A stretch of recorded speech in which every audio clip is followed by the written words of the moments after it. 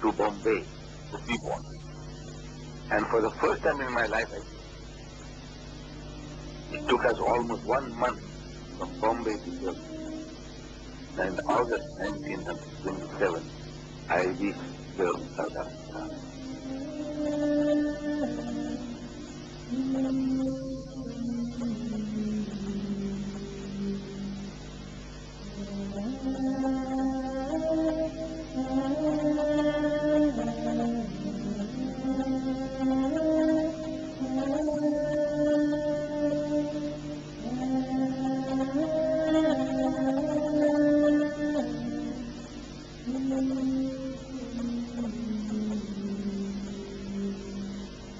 This is the Madrasa Arcade in Durban, South Africa. The curious narrow alleyways of the Madrasa Arcade are familiar to Yaqub Mehtar. Over 50 years ago, he and his young friend Ahmed would wander through the marketplace on their way to the tailor shop of Ahmed's father, Hussein Deedat. And this is the shop of Mr. Deedat Senior. Right. Now here was a machine, a manual pedal machine. And the machine was here, and all around him used to be material, passive material. So if any customer came and he wanted some packing done, then he would take a piece of material nearest to what the man had, and then he would pack it up, and his fee was about 25 cents.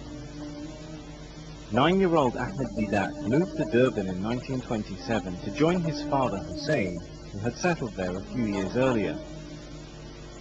Ahmed's voyage to South Africa had been long and difficult. In fact, he almost never made it to the streets of Durban. I nearly never disembarked. The ship was 1 day late, and the authorities wanted to send us all back. But my father insisted on taking me off the ship. When I got off and rode on a tram, I thought my father owned the tram. I saw my father pay the fare. I thought he was paying the wages of one of his employees. The tiny shop in which his father worked made little revenue. Due to the strict apartheid government, his opportunities were limited since he was not of European descent. But Hussein Deedat was not driven by sales. No, he was not interested. He never seemed anything. At that moment, he didn't have in his mind that he wants to be somebody with a lot of money. No. All he did was made a living, humble living. And I think he didn't push for anything. Whatever he earned for the day, so you talk about the My father was a strong man. He loved the Prophet Muhammad sallallahu alaihi wasallam intensely and did not tolerate any disrespect towards the messenger. My father was not a worldly man. He was only interested in working to the extent necessary to make ends meet. Much of the money went to pay for the rent of their small apartment in Ismail building next to one of the oldest mosques in Durban. One of Ahmed's neighbors in the building, Ahmed Suleiman Bailin, would eventually become one of his lifelong supporters. This is the building, and on the right you see this apartment here. Ahmed Deedat and his family stay, and I used to be his neighbor. Next one, which is apartment number 2. You are very close. So we're very close. Nice people, but the family was very poor people. He didn't have a time to go into his home and spend hours with him. He didn't have it, but he used to meet. Ahmed enrolled at the Anjuman school, where he was in Standard 4. It was the first time he had seen the letters ABC and heard the words yes and no. In 6 months' time, however, he had learned English and became the top of his class. He was promoted to the next standard, where he also excelled academically. It was not difficult for me to move from India because I was young. So I adapted very easy. Every day he walked to school and back home because his father couldn't afford the bus fare of 2 pennies. He later moved on to Sastry College, a respectable school built by an Indian immigrant to South Africa. Ahmed showed up for the first day of his new school in his clean new uniform, ready to hit the books. But this is where Ahmed Deedat's education came to an abrupt end. He must have spent only a few hours walking these corridors because after only 3 days at college, his father pulled him out. Financial considerations put an abrupt end to him furthering his education. I was not sad when I had to leave college. I had to work when I left college. So it was a matter of survival. My father told me to go to work, and I went to work at Adam's Mission. Adam's Mission was outside Durban in the rolling hills of rural South Africa. Ahmed took a job in a country store called the O.N. Mohammed shop. Just across the way was the enormous Adam's Mission complex, an institute where young missionaries learned how to convert others to Christianity. The new Muslim shopkeeper across the road, who knew next to nothing about any religion, became their homework. Almost from the day he arrived, he found the students and the teachers attacking Islam and attacking Muslims. It was a daily event for him to hear disparaging remarks, especially remarks like the Quran is false, the Prophet is false, the religion is false, you are destined for hell. He was very easy target at that time because firstly he didn't even know much about Islam. All he knew was La ilaha illallah Muhammad Rasulullah. As soon as he should see this easy meat, he should go for it. And they should hammer them, bring them. So they would come to the shop to do the buying, sugar, salt, flour, rice. And then they would start with us. He says, you know Muhammad had so many wives. I knew nothing about that. He says, you know Muhammad spread his religion with the point of the sword. Meaning, he threatened people that if you do not accept my religion, I'm going to chop off your head. I knew nothing about that. So he copied his book, the Quran, from the Jews and the Christians. I knew nothing about that.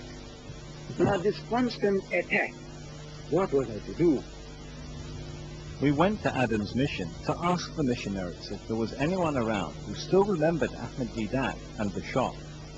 Mr. Desmond, a teacher and public relations director at the missionary college there, does remember going to the store often. There's not much left of the store today.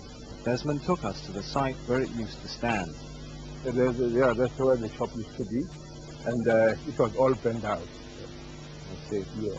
Is this the foundation stone here? Yeah, that's the foundation, yeah. Yes, because, you know, it was wood and iron, so that's why, yeah, it got bent out completely. Where was the front of the shop? The front of the shop was here, facing this way, facing the college. And what is that house over there? That building here, it was a building that was owned by Mr. Mohammed himself, O.N. Mohammed. We should stay in here. So that's where Mr. Deedat put us safety. Yeah. As a young person, he was agitated and angered by this type of harassment.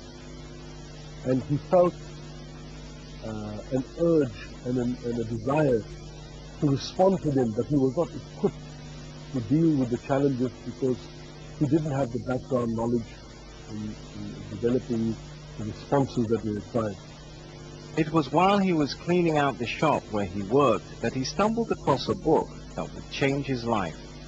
A book which remains in his personal library to this day. This one here, this is the Izharul book, Izharul Haq, the original. This is the book. This is the book. Ironically, Izhar al-Haq was a religious dialogue between a Christian priest and a Muslim imam. In it, Deedat found for the first time a response to the Christian allegations posed to him. Book by book, page by page, his mind began filling with dates, names, facts and quotes. But not only was he learning about his own religion, he found one book in particular very interesting, the Bible. This is Mr. Deedat's very first notebook. The very first ever notebook of his research. The Bible verses there, cut out Bible verses, and he stuck them along. These are his hard work, research in the Quran. He knew the Bible more than even the Quran. He studied the Bible and he put quotes at random at any time, any place. The type of format that my father had, when he read books, History of the Jews, by Paul Goodman. When he reads books, as soon as he has read them, he makes notes, specific notes. Jews hail Muslims, conquest, page 71. So it's easy reference, and he marks them. Look at that, Islam, he marks every book. So all this is the University of Sheikh Ahmed. No schooling. This is where he went to school. This is his school. We're looking at the University of Sheikh Ahmed Deedat. And I call this the University of Hard Knocks, where you have to knock your head and read and read and read and no end of reading. Ahmed Deedat now had his armor. His shield would be his extensive knowledge of the Bible and Quran, and his sword would be his frank, piercing style of delivery. In 1940, he took to the stage and began giving lectures to small audiences, first of which was Muhammad, the Messenger of Peace. His friends helped him secretly put up posters at night, since it was illegal to hang posters advertising such a talk. The greatest and the first moment of my life and the pride started about Ahmed Deedat when I was a boy of 12. When he gave his first lecture in a cinema known as Avalon in the year 1939 or 40. His wife, Hawa, was at first shocked to see her husband doing so well up on the stage. I thought, can this man talk? Then of course the audience was small. Sometimes 10 people, 12 people, because he was like, then he was just coming up, you know. But his talks gained in popularity until eventually he found himself here at the town hall in Durban. He now had a full house of around 2,000 people. Deedat's lectures here were some of the few events in which segregation briefly disappeared. His message was that there were many contradictions in the Christian Bible and doctrine, and that Muhammad was indeed a noble messenger sent by God. Half a century later, the seats are empty and the great hall is nearly silent. All that remains is the sound of the antique grand piano getting a tune-up. This piano, too, was a quiet spectator at many of Ahmed Deedat's lectures here. But it must have long forgotten the scores of those angry listeners who stood up to challenge him, as well as the numerous conversions which occurred after his talks. How many times is Mary, the mother of Jesus, mentioned in your Bible? I said, a Christian. I want a Christian to answer that, please. Don't answer a question. No. Why are you asking a monitor missionary? My dear brother, simple question, simple. No, I was not trying to score any points.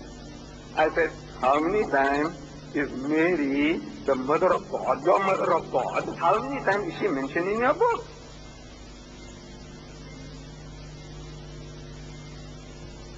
But the footsteps of that first night can still be heard by those who listen hard enough. Once a shy young businessman fresh from Gujarat, Suleiman Sheikhji can still remember the exact spot where he sat over half his lifetime ago. For him, Deedat is still on the stage, his distinctive arms flying about, his booming voice echoing throughout the auditorium. He can still feel the excitement of the crowd and the tension in the air. It's been a long time, hasn't it? Very long. Over 40 years. And you've been seated here. Yeah. What would Ahmed Deedat talk about? Yeah. Talk about Jesus, Muhammad Islam, what the Bible says. What was he like as a speaker? He speaks very well. Simple English. All understand. Even small bit, even to come to understand. What was their response? What did they think of Ahmed Deedat? Did they like him? Did they hate him? No, we all like him. A few of them said, some tasty missionaries. We attended not so much for the benefit we would have got out of the talk. Not so much for that, or not so much to learn. We were young people in our early 20s, and he was, I won't say hating back at the Christians, but he was debating and putting our points across to them, and he was like when you go to a box match and you got your hero hitting the opposite side. That was more than anything else. Not so much to learn. My early talk was very successful, and I expected them to be a hit because I was raising a hot topic. So I anticipated a strong turnout. Oh, Papa, I'm the ticket. You used to lecture in the house a lot, and I used to complain you were making a lot of noise. You're a very noisy man. I was very proud of him. Every lecture, every way, wherever the study that was gone, I was always present. But we were supportive in his work. And we always tell that you go ahead. Whatever you want to go, and we push you and we help you in whatever manner we can. Support you all the way. But not everyone was so supportive. Some Christians and Hindus felt his sarcastic comments were disrespectful. They were also frustrated because the evidence he gave was from their own holy books. Many Muslims in Durban felt he was too aggressive in his talks. Organized missionary work was not common in the Muslim world. It was the many Muslims, Indian Muslims of Durban, who objected to Ahmed Deedat that we should not discuss any religion or anything and bring the friction between a Christian and a Muslim. They even asked Ahmed Deedat that, Ahmed, stop this, let's not bring enemies, please don't go on the platform, and we, as we had Mr. A.I. Qadi and many other Muslims told him, we will go and tell them that you are young and your blood is hot and you just got onto the stage to say something, but you found it, you cannot do it, so please step down. But Ahmed Deedat says, no, I will do what I want to do. I don't think at that particular time the Maulanas hated him and disliked him, because he didn't cross swords with him. The Maulanas were not opposed to me, but they were indifferent to my teaching. They may have been afraid to support someone who was challenging the religion of those who ruled the country at the time. I did not feel threatened by the government, although the special branch visited me and they told me, you are the most dangerous man in South Africa and there is nothing we can do about it. Eventually, some Muslims became impressed with him and changed their views after they saw Christians and Hindus converting to Islam. He spoke, I would not remember much, but I believe that 2 Christian priests and 3 or 4 Europeans embraced Islam at his lecture. And those who objected to him, like A.I. Qadi and Qadi Musa, and many of them came and shook hands with Ahmed Deedat and said, Ahmed, we didn't expect this greatness out of you. But many were to remain opposed to his potent missionary tactics, and some of his strongest opponents were of his own flesh and blood, including his own brother, Abdullah. But Ahmed was devoted to spreading Islam in the best way he knew how, by speaking. He looked forward to the question and answer sessions at the end of his lectures, in which Christians would line up with their Bibles in hand, ready to refute his points. But no question was too difficult for him. He could silence his challenges by quoting the Bible from memory. Meanwhile, Ahmed Deedat was working to support his family as well as his preaching. I met Ahmed Deedat in 1945 when I was given employment by a firm called Simplex Furniture Factory. The building of the Simplex Furniture Factory where Ahmed Deedat worked is now a Kentucky Fried Chicken restaurant. Now, this building was originally a big warehouse in which there was a furniture showroom. Ahmed Deedat's desk was here. Yeah, he used to sit down there, organize his dispatch. And this is where Ahmed Deedat worked. Ahmed Deedat, as a young man, worked here as a dispatch clerk for the Simplex Furniture Factory, which was the name of the business at the time. So there wasn't a wall here at that time? There was no wall, there was only a door here.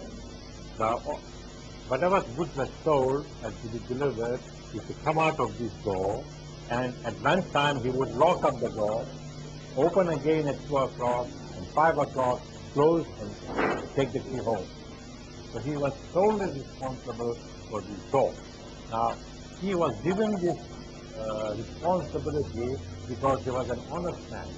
And his boss, our boss, I was also working for him, realized that with him keeping the door key, there will be no symptoms. Ahmed even found opportunities at the furniture factory to give his spiel on comparative religion. We had an African worker with him, a very nice, humble fellow, and he that somehow liked him. He could take him to his house to do the odd jobs. You know, like how we could make use of these people. They work for a firm and take them into your private work. But his name was Deedat Ben. That was his name. And he was a very nice fellow, humble fellow. So Deedat took a liking to him. And he became Deedat's first guinea pig. So he started working on him. Deedat Ben, and he converted him. Ahmed's preaching began to take over his life.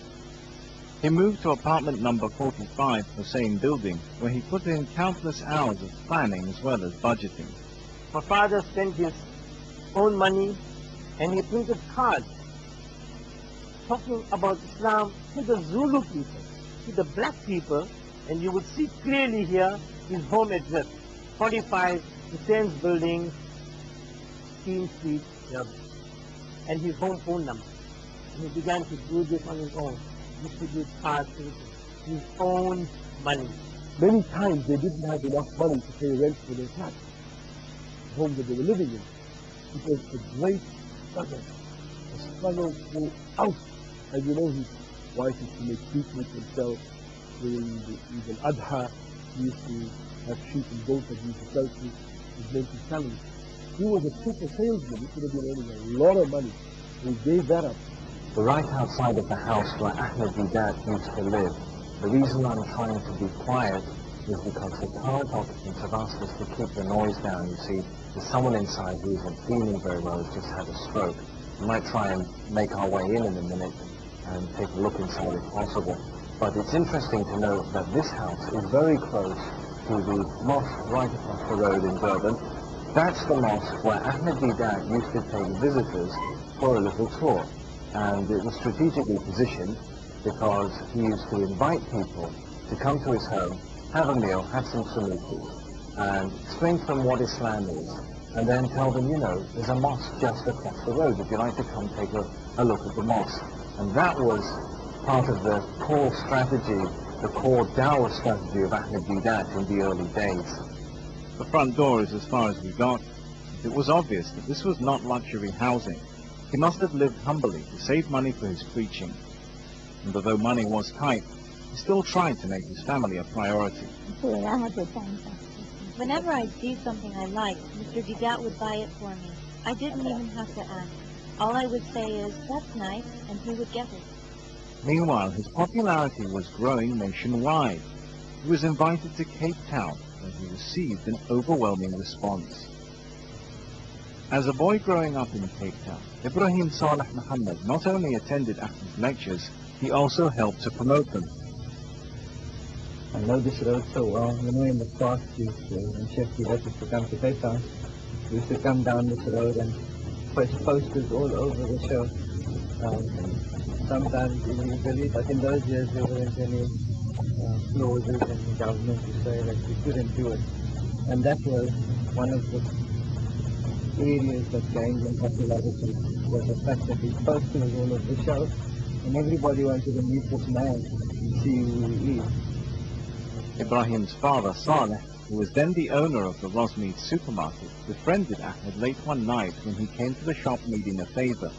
Sheikh Ahmed Deedat had a talk at one of the mosques, and the lecture ended quite late, and he normally stayed with the Sayyid.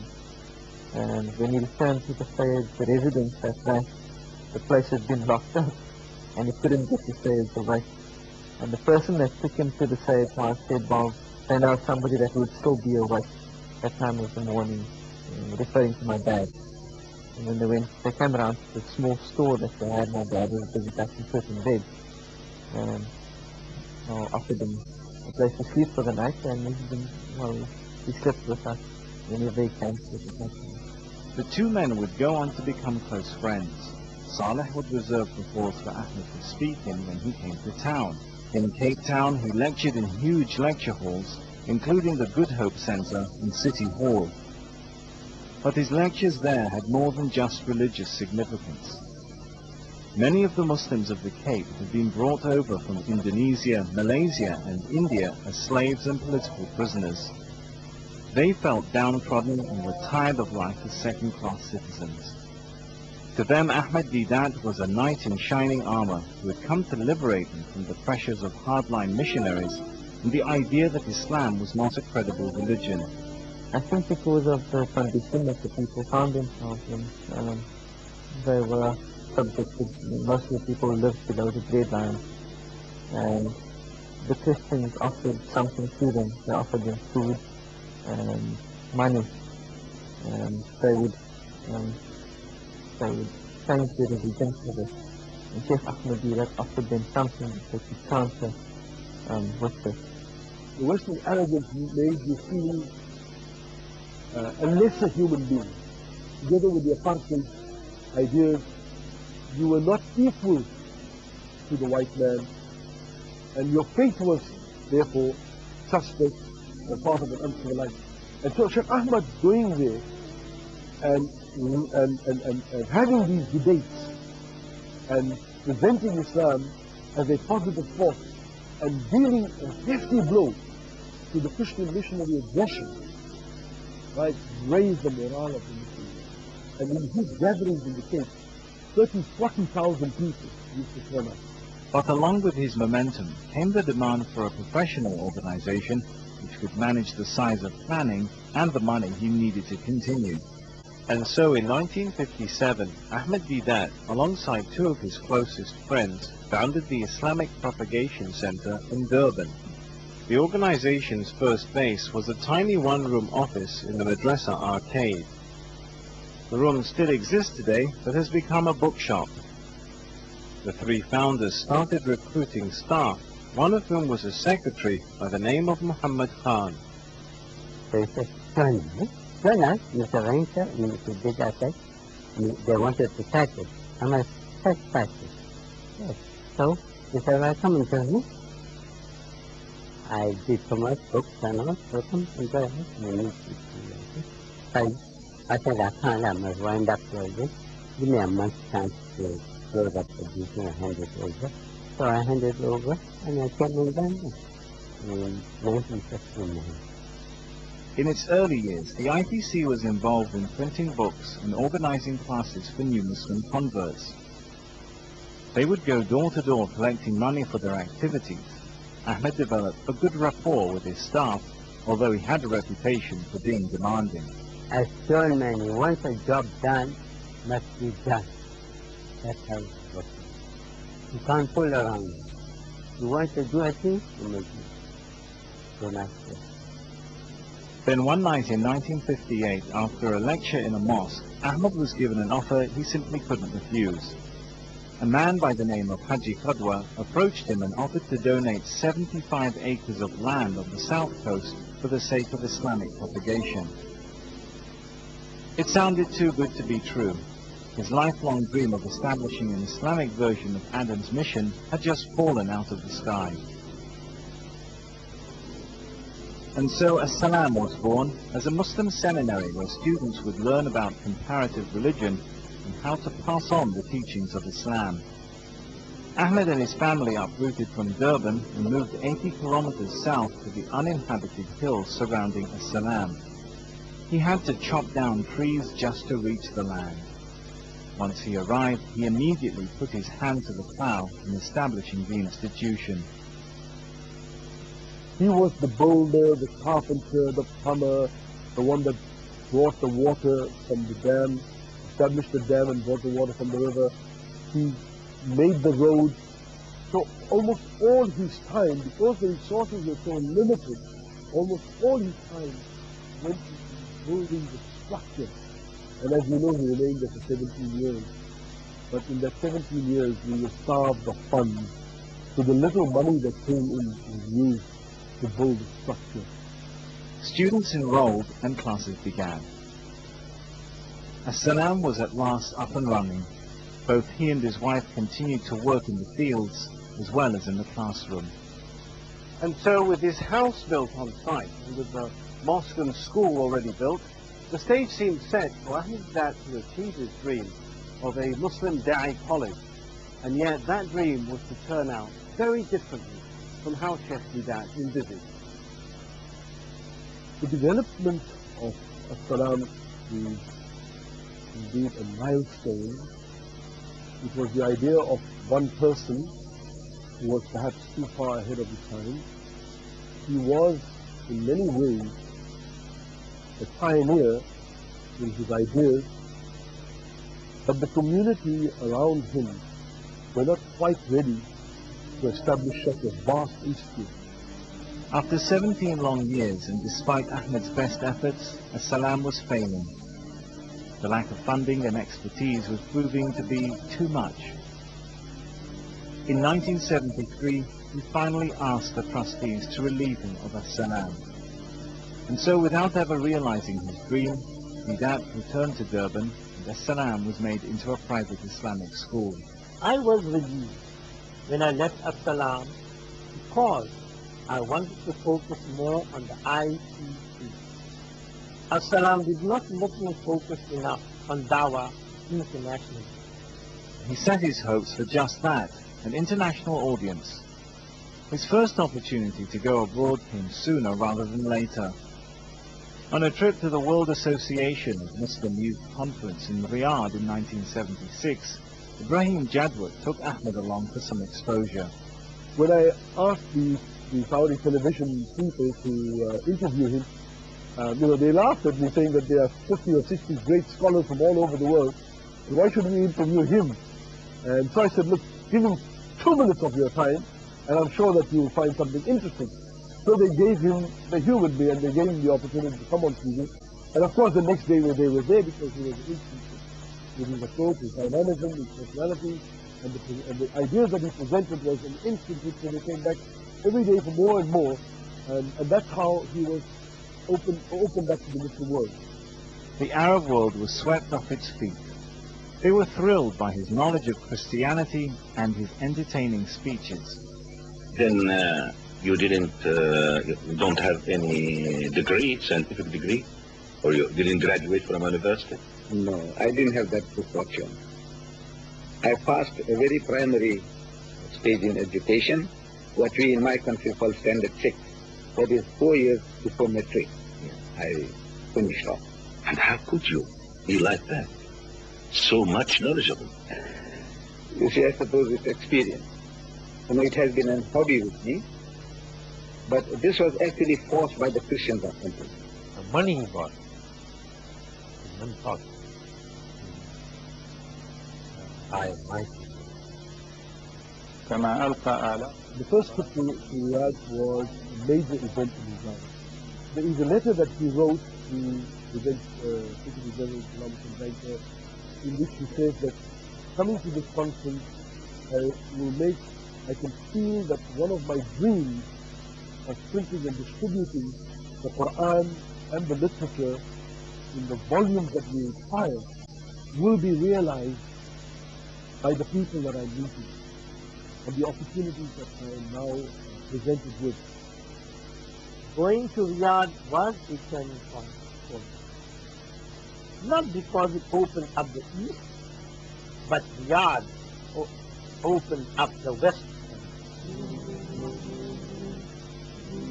July of 1985, he agreed to a debate in the Royal Albert Hall in London with an American missionary, Professor Floyd Clark. The topic was the crucifixion of Jesus. He had fine-tuned the art of debating with them on issues that were critical. And all he was saying is that you have declared a war on me and my faith, and I'm obliged to respond. And the only way that I can respond is by questioning the things that you are questioning me about. For example, if you said that my Quran is false, is the Bible the word of God? More than 50% of the bishops, state servants of the Anglican Church, they are telling the congregation, Jesus, you don't have to believe. If you don't have to believe, join hands with us. That's what we're trying to tell you for 1400 years. We were telling you like a kafara. So the first opportunity came up at Albert Hall, and it was opportune because it was also the summer, and a lot of Muslims from different parts of the world were coming for their holidays to London at that time, and so it was an instant hit. This is the teaching of Scripture, that Jesus was resurrected and Jesus was alive. With regards to the word risen or resurrected, in the four Gospels, Matthew, Mark, Luke, and John, not once is the word resurrection used in connection with Jesus that he is resurrected, not once. So once that Albert Hall event took place, then it was like the floodgate opening up. Salahuddin with his, raising his flag of Islam in the capitals of the Western world, giving the arrogant white man a big slap in the face. After London, he was swept up in a whirlwind of tours. Morocco, Sweden, Kenya, Australia and Denmark. The world was too small a stage for him. And with nearly every debate, he had made more fans and more foes. Mr. Ahmed Deedat challenged me, and he did it clearly, openly, without hesitating that he had come as a guest to Sweden. He even insulted me with a smile in his face. You see, I have been, the pastor will say, challenging. But I say, I'm appealing to my Christian brothers, learned people. In my meetings all over the world, when I have a chance, I said, brothers, sisters, I would like you to do me a favor. If Jesus is God, I would like you to show me one verse, only one statement, anywhere in your Bible, any version of the Bible where Jesus says, I am God, or where he says, worship me. He was so anxious to meet their best because the best was too small for him. If you remember, get the tape and you see, he mistranslated, for which he has not apologized yet. And then at last, the person who was finally on his level agreed to a match. My most memorable thought was the debate with the giant Jimmy Swaggart of the USA. What mankind must have is a change of heart. The American Reverend Jimmy Swaggart was the head of a $100 million ministry, and his sermons were televised in over 30 countries. The topic of the Swaggart-Deedat debate was, is the Bible the Word of God? 8,000 people showed up, ready to watch what would become known as the Great Debate. The debate that took place really was, in many ways, the culmination of Ahmed Deedat's lifelong mission to challenge those that had declared war on Islam, those that were denigrating Islam. And so he was vindicated What was amazing was the level of which he was able to refute the arguments and to present the arguments. My brother, look, he had 10 minutes. He had more than enough time to read that little chapter of Ezekiel. I said, I dare anybody to read it to his congregation. And I tell you, I dare you will not read it. Reason, because it is not the word of God. If it was the word of God, you would not be ashamed of it. If God Almighty was not ashamed to reveal the details of the whoredoms of those two sisters, I ask you, why should you be ashamed? Are you holier than God? Along with his prominence came more financial support. He was now able to open new doors. He moved the IPC to a much larger building. It soon became the IPCI, or Islamic Propagation Center International. This is just Deedat which is sit, and that on the side is his personal secretary that used to sit there and take all notes for him.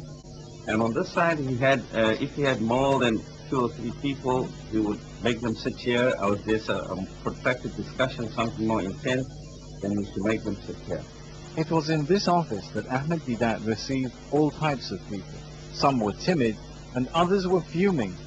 Some came saying they had to deliver a personal message from God. Let me tell you what the God of above, the one I adore and I love, Allah be his name be praised, has asked me to come and invite you to a very special function of mixture of Jews, Christians and Muslims. It's going to be an unusual celebration in the sense that it's a party, and we're going to have tea and cake first, and then after the tea and cake we're going to have some dancing.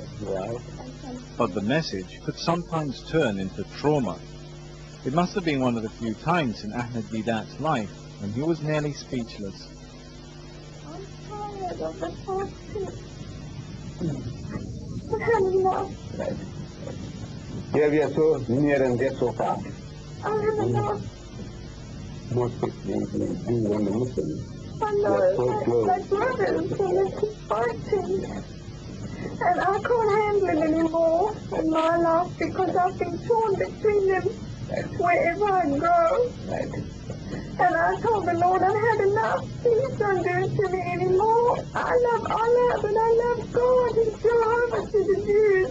One of the most memorable visitors here was the head of a Catholic church body, the Dawood Ngwane. What do I owe this honor of your visit? Well, I wanted first of all to see you. You know, I was very much He entered the office abruptly one day after discovering one of Ahmed Deedat's publications in his home. Look, it happened by coincidence because I was looking for a particular book in my son's bedroom. There's a pile of old books in my son's bedroom. I was looking for a book that I wanted to use. And while looking for this book, I found this little book. And the title attracted my attention. This is simple. I thought, what does it mean? So that day I read the booklet 3 times. I tell you that I couldn't put the book down during my supper time. I had the book in my hand when I was eating. I couldn't put it down. I saw this man's name at the end, his address, and I thought, let me go and see him. At first, they wouldn't let me see him, because when I came, they said, do you have an appointment? I said, no, I have no appointment. I said, no, you can't see him. I said, no, I must see him. The receptionist in front then telephoned him and he said, there's a man, he insists on seeing him. And he said, send him in. You know, I was very much interested in what you wrote. I like what you wrote, and it makes sense. It makes a lot of sense. I'm a Christian, and I put the book. I said, what do you mean? What do you mean to try to him? He said, you read that book? I said, yes, I read the book. He said, didn't you find out why I say you want to crucify? I said, I don't believe you. But then if Jesus said, I'm going to die and rise, even though they did not see him, then how can we say it did not happen? So now, we say we have to find out what did he mean. He said, you fool. You are a Zulu? I said, yes, I'm a Zulu. He said, your forefathers believed in one God, Mvelingang, and today you believe in 3 gods. That day, Mr. Ngwane's world was turned upside down. In the following year, the words replayed in his mind as he carried on with his Christian life. But a seed had been planted, and he found himself back in Ahmed Deedat's office again and again. Back and forth, and he would give me literature, I would read the literature and come back with questions. And I tell you, he would answer my questions. I would come through that door thinking, today I'm going to get him. He would just laugh at me. Dawood eventually realized his beliefs had changed. He resigned as head of the Family Life Committee at his church. At the age of 63, he began a new life as a Muslim. But he was never able to have another conversation with Ahmed Deedat at the IPCI. Because on May the 3rd, 1996, Ahmed Deedat's life was changed drastically. The vibrant, dynamic orator was violently catapulted into a body which no longer worked. He suffered a stroke which left him completely paralyzed from the neck down.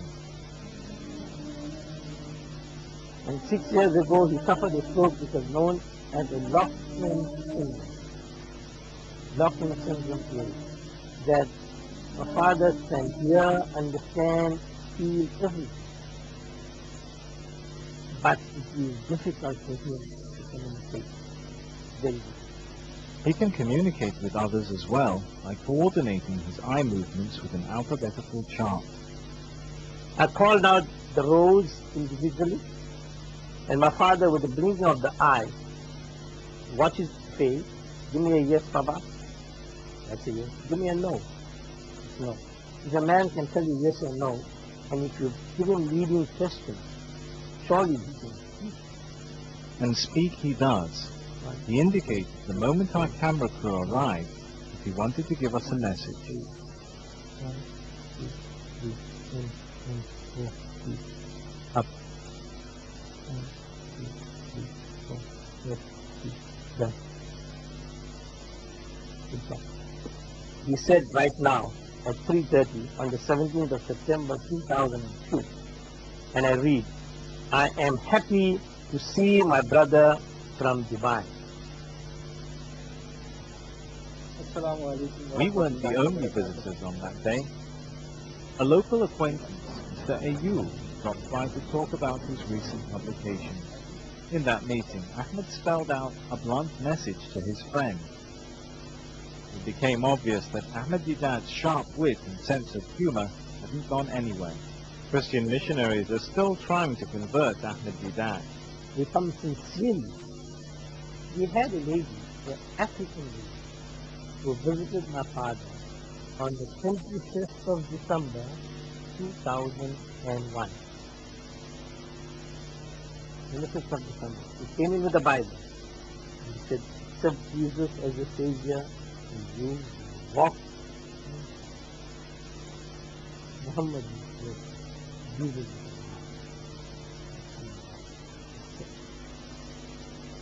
On the 25th of December, he said, Deedat immediately responded to the attack. Immediately. When I read to you, at 1300 hours,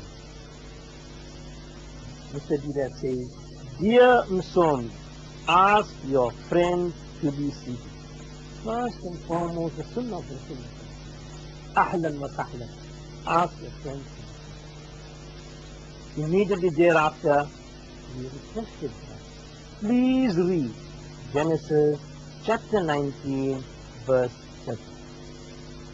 In other words, if you want me to accept this book as the word of God, which you have, please read from me Genesis chapter 19, verse 13. This is the first book of the Old Testament. Genesis chapter 19, verse 13. And she read. And Alhamdulillah, he never changed. It is a story of Hazrat Lut alayhi salam. It is said to me, my father, the elder daughter said, our father is old. and we met a man. Come, let us make him drink wine, that we may lie with him. The first daughter, the eldest daughter, made the father drink wine. And the next night, he told the younger one, come, you make your father drink wine tonight, and you lie with him. And the Bible ends up in saying, thus both the daughters of Lot were child by their parents. That's incest. They were not punished. If you are not punished, there is something wrong with not punishing yourself. To this day, my father is defending himself. One of his most memorable visits was when a familiar face showed up and greeted him, this time as a Muslim. When I decided that I'm going to become a Muslim, I woke up in the morning and I told my wife that I'm going to convert. I'm a Muslim. And I went to the IPCI to go and see you, to tell you. I thought I was going to break the good news to you. And on that day, when I came at the IPCI, he told me, you know, you were sick and you are paralyzed. On that day. Today they watched the video of that first day when Dawood walked into Ahmed's office demanding answers. It's strange for both of them to look back on that day now. Each man lived a completely different life back then. While the peaks in his life appear to be over, Ahmed still looks forward to the day when he is able to move and speak again. He says the first thing he'll do is tour the Arab world once again. In the meantime, his legacy is already moving in the lives of others. And the IPCI is busy keeping pace with public requests. It receives scores of phone calls, letters, emails and faxes each day. We are so well known here that even if the people don't write our address, they just write Sheikh Ahmed Deedat Durban or IPCI Durban, it has to reach us. The IPCI is currently in debt and internal politics have hindered the organization in recent years. But the IPCI continues to promote and preserve his message. We are training a crop of guys. And so Alhamdulillah, Sheikh Deedat has left us the information, and he has done the greatest groundwork anyone could do. For instance, you get a brother from America for a prison in New York to write to you, says, look, I watched one of Sheikh Deedat's tapes and I've declared the Shahada. Here's a few dollars from him, please send me more literature. So while Sheikh Deedat may be lying in bed, and while we're sitting in this office here, he is still transforming and changing people out there. It's 6 p.m. and the IPCI's new Muslim class is just winding down for the day. Ibrahim Tembu, who once exorcised demons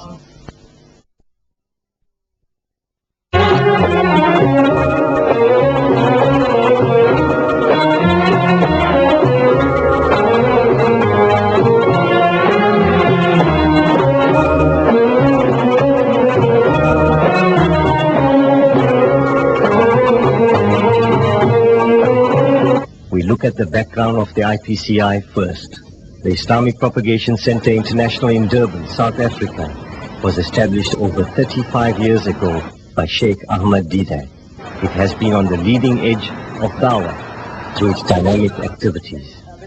Its activities under the leadership of its president, Sheikh Ahmed Deedat, includes the printing and distribution of the Holy Quran and free Islamic literature, the distribution of audio and videotapes, and the conducting of tours to the mosque.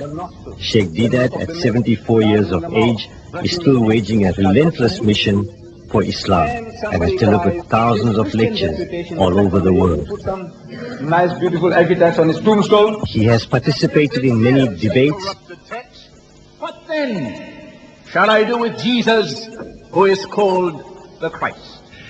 And my first point is that I want to explain how the Bible came into existence. He has participated in many seminars and has held meaningful discussions with a wide group of people articulating the beauty and truth of Islam. And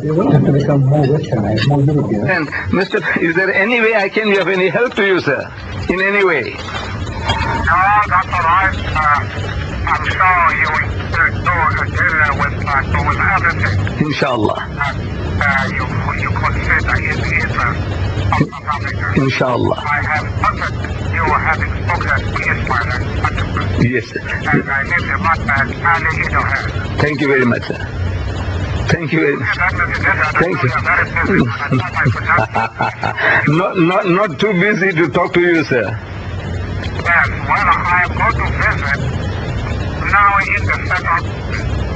Yes, sir. I am going to visit at the west and at the east province. Right. And at the southern province. Right, I'm there. Yes, sir. Yes.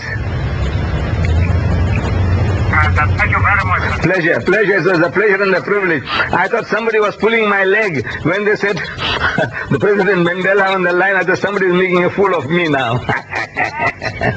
Thank you very much. May God bless you. Thank you. Thank you very much. Thank you very much. Thank you. Thank you. Pleasure. Bye-bye. Bye. Alhamdulillah, the center to date under the guidance of Ahmed Deedat has been able to distribute well over 300,000 Holy Qurans, millions of books and leaflets, and several thousand audio and video cassettes.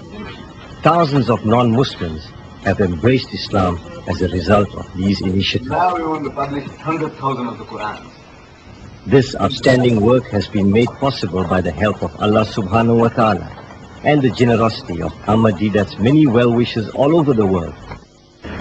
Unfortunately, as Providence would have it, on the 3rd of May 1996, Sheikh Ahmed Deedat was struck by stroke whilst on duty and became incapacitated, being unable to move any limbs, unable to speak, and unable to eat. However, Providence in its mercy retained Sheikh Deedat's hearing, eyesight, and ever sharp and alert mind. Sheikh Deedat communicates with a unique combination of eye movements, identifying the English alphabets. For the past 6 years or so, Sheikh Deedat is not confined to his bed in Verulam, but still influencing and changing the hearts of people all over the world with the legacy of his books, videotapes, and infrastructure that he left behind at the IPCI. Despite his handicap, Sheikh Deedat has dedicated and dictated many books from his bed via the eye communication method. However, it can be said with humility that no other South African, or perhaps no other Sikh person, has had so many visitors from all over the world, ranging from government ministers, TV crews, from major international networks, religious leaders of all religious groups, academics, scholars, and ordinary people. In this snippet, we see Minister Louis Farrakhan from America paying a visit to Sheikh Ahmed Deedat at his home with his entourage on his recent visit to South Africa. And last night, I had the privilege of going to meet one of my heroes. Who is that? Ahmed Deedat, one of the great champions of Islam. He's a hero of mine. We have shared many days together. He visited me in my home in Chicago, Illinois, and I visited him here and saw him in the days of his strength. And last night, I saw him even stronger. His brain is sharp. He can see, he can hear, he can think, he just can't speak. But his faith is so strong. I came from his bedside, so inspired, so uplifted. And I said, Father, when I go back, I will carry on your great work.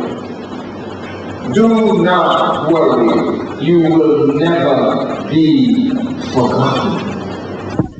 The Master of the Supreme Court appointed new trustees to the IPCI Trust, and so the current trustees of IPCI are Mr. Ahmed Said Mullah, who is the Amir, Mr. Tahir Sitoto, an academic at Natal University, Mr. Yusuf Ali, Dr. Khatija Molloy, who is an academic at Rao University, Mr. Ibrahim Jadwat, Mr. Dawood Ngwane, the attorney, Dr. Muhammad Khan, Mr. Harun Kala, Mr. Akhtar Token, and Mr. Anwar Belem. The director of the IPCI is Mr. Rafiq Hassan. The new trustees over the past 6 years have indeed kept the legacy of its founder, Sheikh Ahmed Deedat, alive, and have also unanimously voted him as patron of IPCI for life.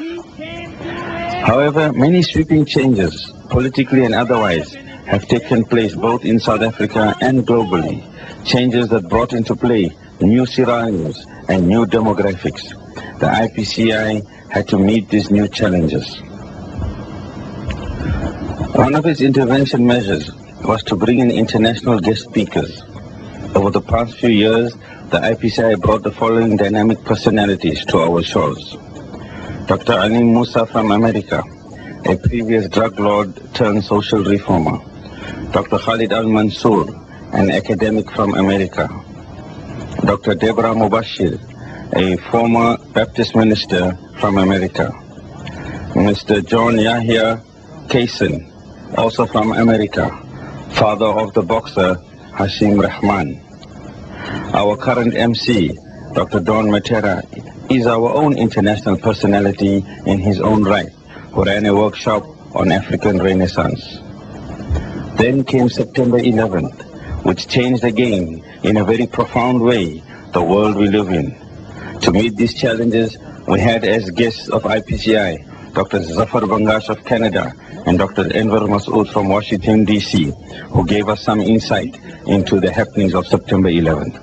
The IPCI also has embarked on making available relevant books to counteract the false propaganda and at times blatant lies that are being splashed on our print and electronic media. Dr. Allah, Allah, Allah, Allah, Allah.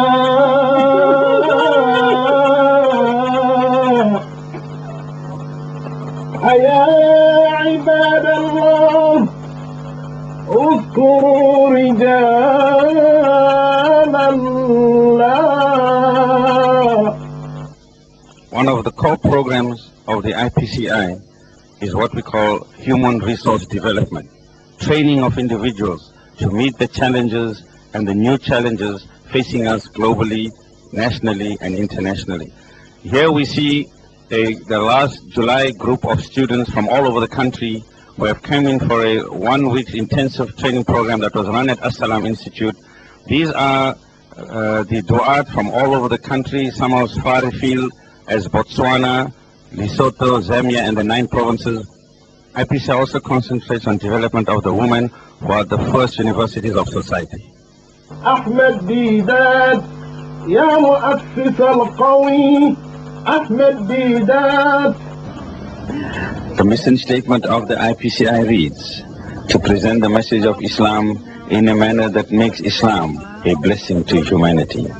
We call upon all to pray for us and help us to achieve our mission and make our country a prosperous place to live in, and so the world as well.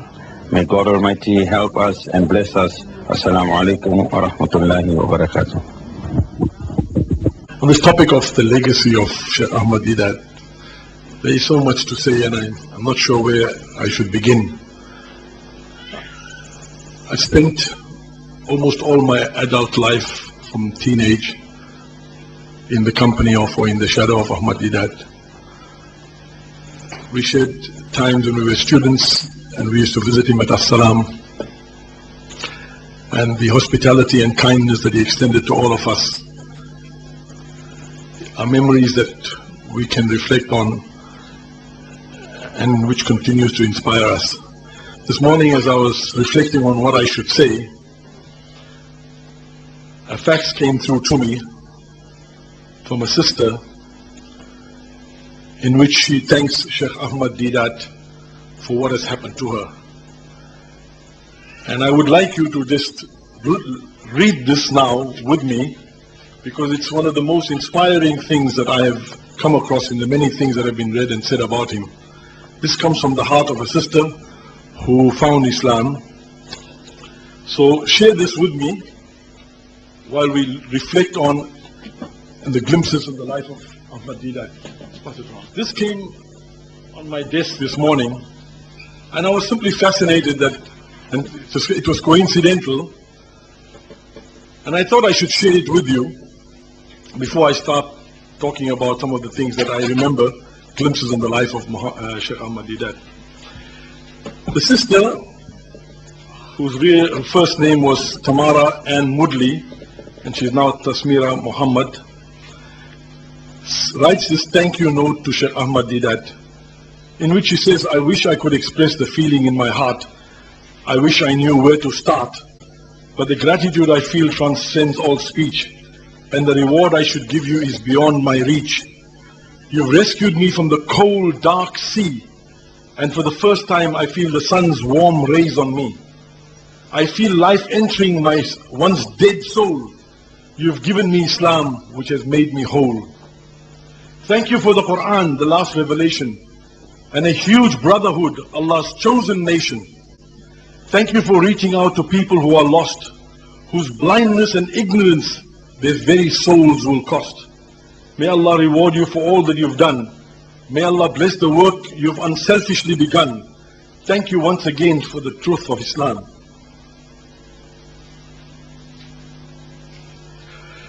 For at last my raging sea is peaceful and calm.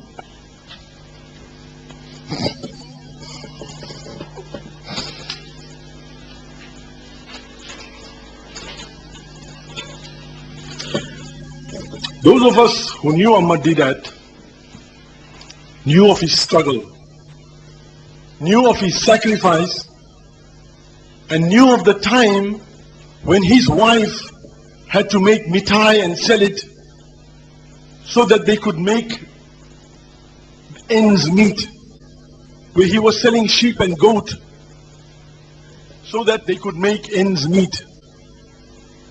He left his job as a master salesman. He used to work for Victoria Furniture Mart, first as a truck driver, and later on he had the agency. And this world-class salesman left that to enter the field of dawah. And from the moment he entered, it was nothing but sacrifice, and sacrifice, and sacrifice. For almost all his life, it was a sacrifice. Don't look at this building and what came later. For most of his life, it was a sacrifice, trying to make ends meet. I remember the times when his partner and the other side of the coin of IPCI, the late Ghulam Hussain Banker, a truly remarkable and great person on whose life we also need to reflect, didn't have enough money to pay rent for their flat. So it was a life of sacrifice, a life in which he paid with his all. There was nothing that he could do that was not enough for the deen. And on reflecting on his life, what comes out is a person who was strong and powerful, unwavering in his commitment, who stood like a colossus.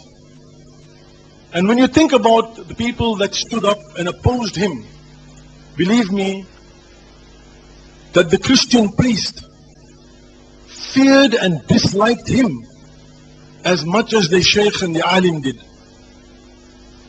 Think about it. As much as the Sheikhs and the Alims disliked and feared him, so did the priest and the pastors and the bishops. How could it be that ulama would fear and oppose him as much, if not more, than the priests and the pastors? Something for us to think about and to reflect. At any one time, while we look at all the wonderful things that he has created, at any one time he was fighting people and stood firm against people as close to him as you can ever imagine. I was 10 years old when I went to the City Hall for the first time to listen to him. And before the lecture, Sheikh Ahmed Deedat's father gets up. Those of you who may remember this will know what I'm talking about. He gets up in front of thousands of people and he berates his son. And he makes him feel that he's been a disobedient son. And in front of all these thousands of people, you would think that if your father got up and said all that about you, you would wish the ground opened and you would be swallowed up. What was his father's concern? Don't fight with the Christians. They are Ahlul Kitab.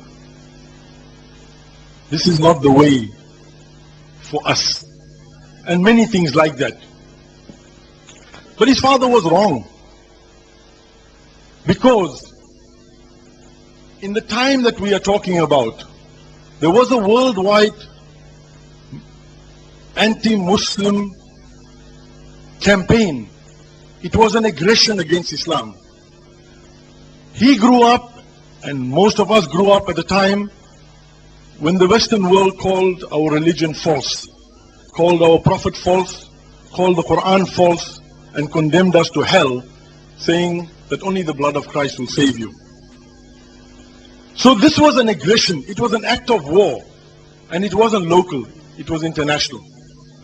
He met that aggression in the way that Quran tells us that when they fight, you fight them back until there is peace.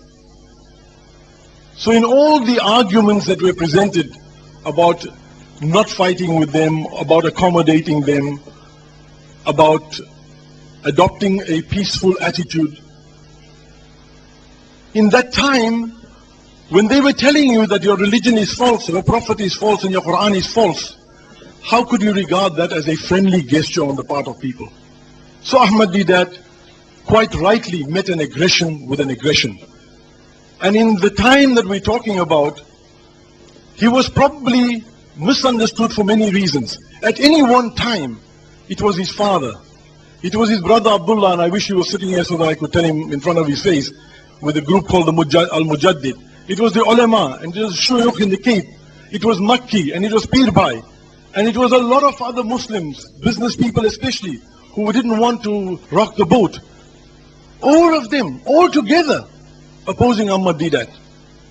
Leave the Christians one side. All of these people, all at one time, opposing Ahmed Deedat. What a man that he could stand up for what he believed, face all of this, and fight and fight and fight. So the first thing that I remember about Ahmed Deedat is that he was a fighter. He was a man who was committed to the jihad for Islam in the best way that he saw it. There's a rhetorical question that I want to ask you. I'm jumping from place to place, but I'm just going to reflect on these things with you, because there's so much to talk about. When you go to the Arab world, whether it's the clerk in the hotel, the sweeper on the street, the cook in the hotel, the airline pilot, or the president of the country, as soon as you say South Africa, they'll say Ahmed Deedat. Do you know Ahmed Deedat? And you ask yourself, well, how did this man touch them, and why did he touch them? Because they didn't have a Christian problem. They don't have a Christian problem in the Arab world, although there are Coptic Christians in Egypt and a few in Syria and Lebanon and Jordan. But there was no Christian problem. But almost without exception, from Morocco to Syria, if you mention South Africa, they would ask you Ahmed Deedat. How did this man touch all these people, and why did he touch all of these people? I don't really know the answer, but I need you to reflect on it. What was it about him? He wasn't fighting the Christians in the Arab world, but he was certainly a person that they recognized for whatever reason as their champion. Probably more well known than any other Muslim in the world. Commonly known by almost all of the Arab people. And yet they have no Christian problem. So it's a question that we need to ask, and we need to find out why, and we need to really understand the impact that he has made on their lives. Well, the way I see it is that, and this is a thing that we all need to reflect on, that he touched the lives of all those millions and millions of Arabs is because they are so oppressed. They have no freedom. There is no such thing as this organization in any Arab country. You will not believe it that you cannot have such a gathering in any Arab country. There are no Islamic organizations in any Arab country. It's outlawed, it's banned. And they see these things as being masterminded by people from the outside. Neo-colonialism, those that want to keep the military dictators and the reactionary monarchies in power, those that continue to dominate their lives through the proxies that they have. And here Ahmad Deedat goes to the capitals of the Western world. He goes to London and Paris and New York, stands up and challenges the Western arrogance, challenges them and humiliates them, challenges them and defeats them, challenges their arrogance and destroys the foundation of their civilization. And that is what they saw as a person, a modern day Salahuddin born, raising the flag of Islam in the capitals of the Western world. And that is what they, I think, identified with, that here is a Muslim who has the courage to go out and to present the truth of Islam to this world, to the arrogant West. Because of their oppression, because they have no freedom, they identified with him as a symbol of their freedom. There may be other views on this, but it's something worth thinking about. In looking at the glimpses in the life of Ahmad Deedat, I would like you to just, for 1 minute, focus on where he came from, what was the environment in which he grew. This word dawah was never heard. I have yet to hear ulama speak from the mimbar about dawah.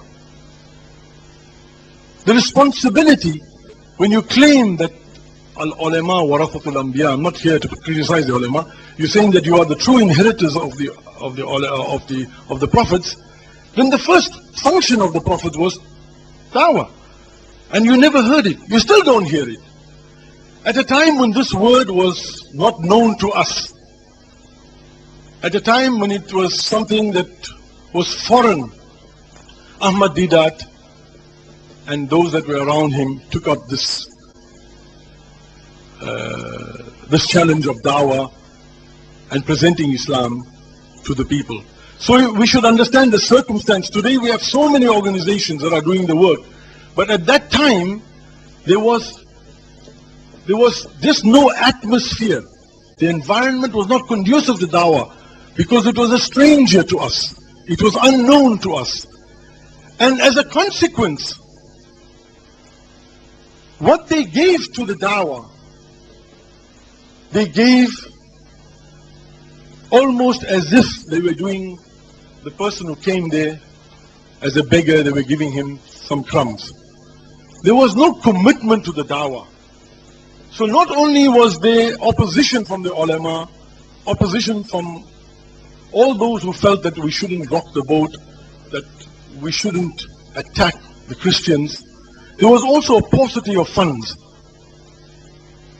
He had to go from door to door collecting so little.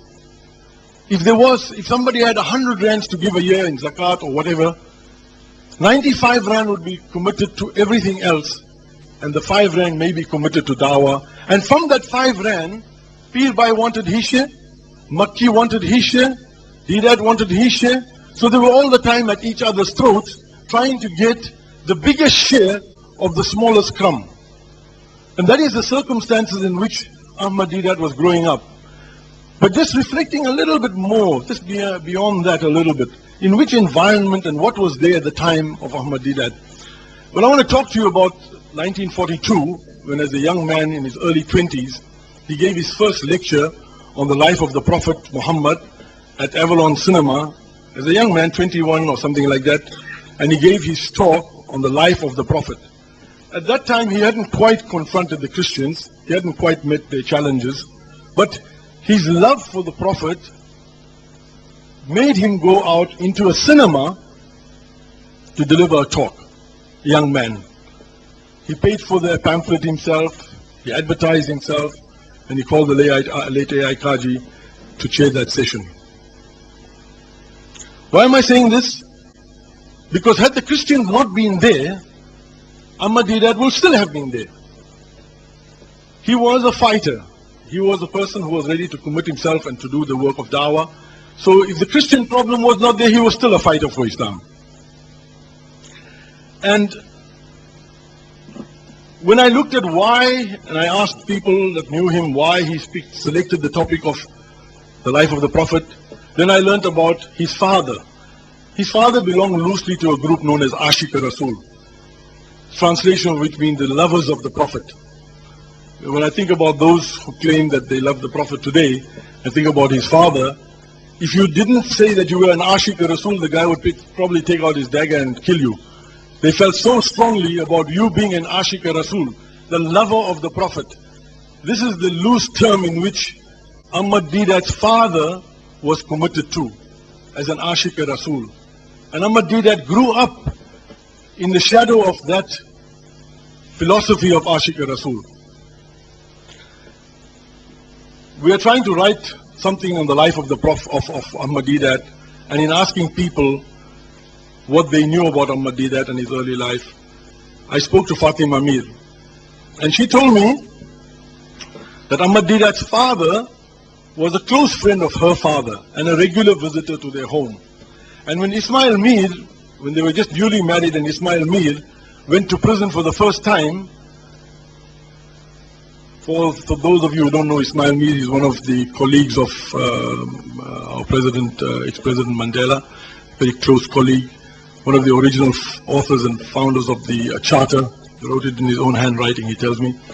So when he went to prison for the first time, Ahmad Deedat's father went to console her and to give her support, and told her that if we convert these people, then all the problems will be solved. My point in this is that Ahmad Deedat grew up in an atmosphere where the words of Quran, of the Prophet and of Dawah was there. It existed and it was discussed. So Ahmad Deedat grew up in a home where these ideas were discussed at home. Among the people that affected his life were people that most of us don't know. One of the first was Maulana Abdul Alim Siddiqui, the father-in-law of the late Fazlur Rahman Ansari, Ishtiaq Hussain Qureshi, and a strange person who came to our shores by the name of Joseph Perdue. He was a Baha'i, and he used to give classes on Sunday at the Pine Street Madrasa. A lot of the Muslims who were searching used to attend those classes on the Quran. There was such a lack of information, of understanding of the Quran. It was not there. You got to understand that at the time of Ahmad Deedat's youth, these things were not there. So they had to find people like Joseph Perdue, who was a Baha'i, to tell them something about the Quran, and who was one of the first teachers of the Quran for them. So my point in this is that how little there was at that time of Ahmad Deedat when he was growing up, that they had to find inspiration and knowledge from somebody who was from a borrowed faith. And when you see his passion for the Quran subsequently, you find that he was able to translate that early years of learning and to say that for the Muslims of the world, they need to have the Quran and they need to understand the Quran. And I think that more than any other person in this century, he has been passionately promoting and distributing the English translation of the Quran. So part of his legacy is that yes, he was concerned about the Christian debates that he had. I'm not reflecting on that too much because you know about it already, but we'll come to it in a minute. But that he was passionate about the Quran, and he did so much to present the Quran to the world, especially the English translation of the Quran. On reflection and looking at the glimpses in his life, when we were growing up, it was a real problem dealing with the Afrikaner.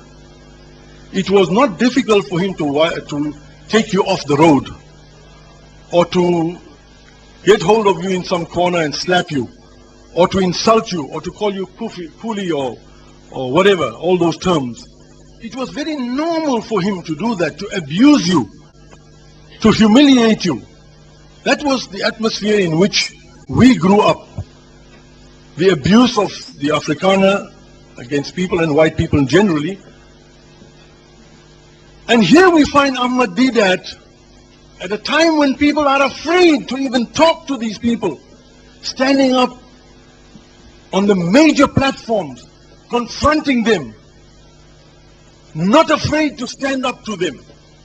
And believe me, it was an exhilarating experience for all of us that used to attend his lectures, to stand up and to see the white man being defeated in an atmosphere of apartheid, in a time when he was king and you were nothing.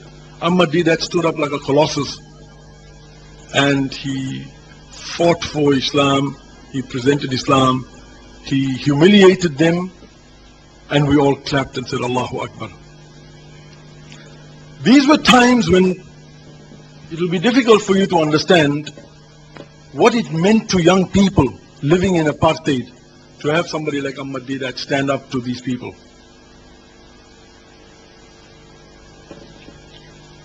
And in standing up to them, he had to test his skill with the best of them.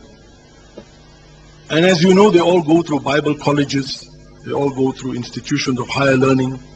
They are truly educated people. And one of the things that I had in my notes to tell you is that he was a self-taught man, and you all know that. He didn't have a formal education. He was a self-taught man, but he stood up and challenged those who were professors of theology, bishops, and all kinds of people, highly educated people. And he was able to meet them intellectually and meet them in a way that made them think and reflect about their own faith.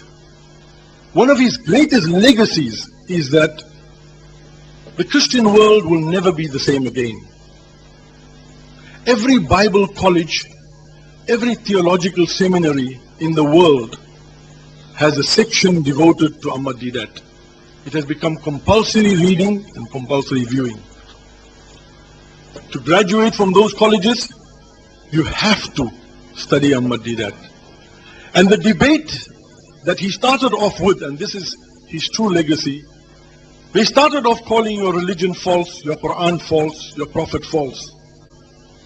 They don't do that anymore. You won't see a Christian these days calling your religion false or your Quran false. And that is a remarkable achievement, because you've got to understand that they came knocking on our doors. It was in our history textbooks. It was on the radio and in newspapers and in magazines that about your religion being false, your Quran being false. But today you don't hear it anymore. Now they have adopted a different approach. Now they are beginning to understand that there is something else in Islam which is beyond their claims of its being false. So they begin to research and find things that they can deal with and the things that they can challenge you with. But it's a whole new ball game. What is important is that the Christian world is beginning to think, and every honest scholar in Christian theology is beginning to say that the questions that Ahmad Deedat has raised are questions that need to be answered. And to answer them means that they are in trouble, because the answers to those questions will lead them to Islam. For the King Faisal Prize, the people that received the nomination asked us a few questions. For example, he is not the leader of a great Islamic movement. He has not converted thousands of people. We don't know him as a great scholar, as an author. What is the purpose? What is the impact? We know that he is popular, but why should he be awarded the King Faisal Prize? And the answer is there in his citation, that he confronted and defeated the worldwide Christian missionary aggression against Islam on the one hand, and he raised the morale of the Muslims on the other hand. The twin things, to meet that aggression and to defeat that aggression, and in the process raise the morale of the Muslims. This was his major contribution, and this is what the citation for his prize said. And that he was absolutely honest. It's not a reflection of other things or other people that were around. I'm not here to talk about that. I'm here to talk about the person that I knew. And if we look at the end of his life and where he started, you find that the fact that we are here today, the fact that so many millions of people all over the world are inspired by him, the fact that so much has happened around him and because of him, is nothing but a reflection of his legacy. The time is short and we have a lot to say. What I would ask you to do, please, those of you who have any things on the life of Ahmad Deedat, to please help us to compile something on his life so that we can present it to people all over the world.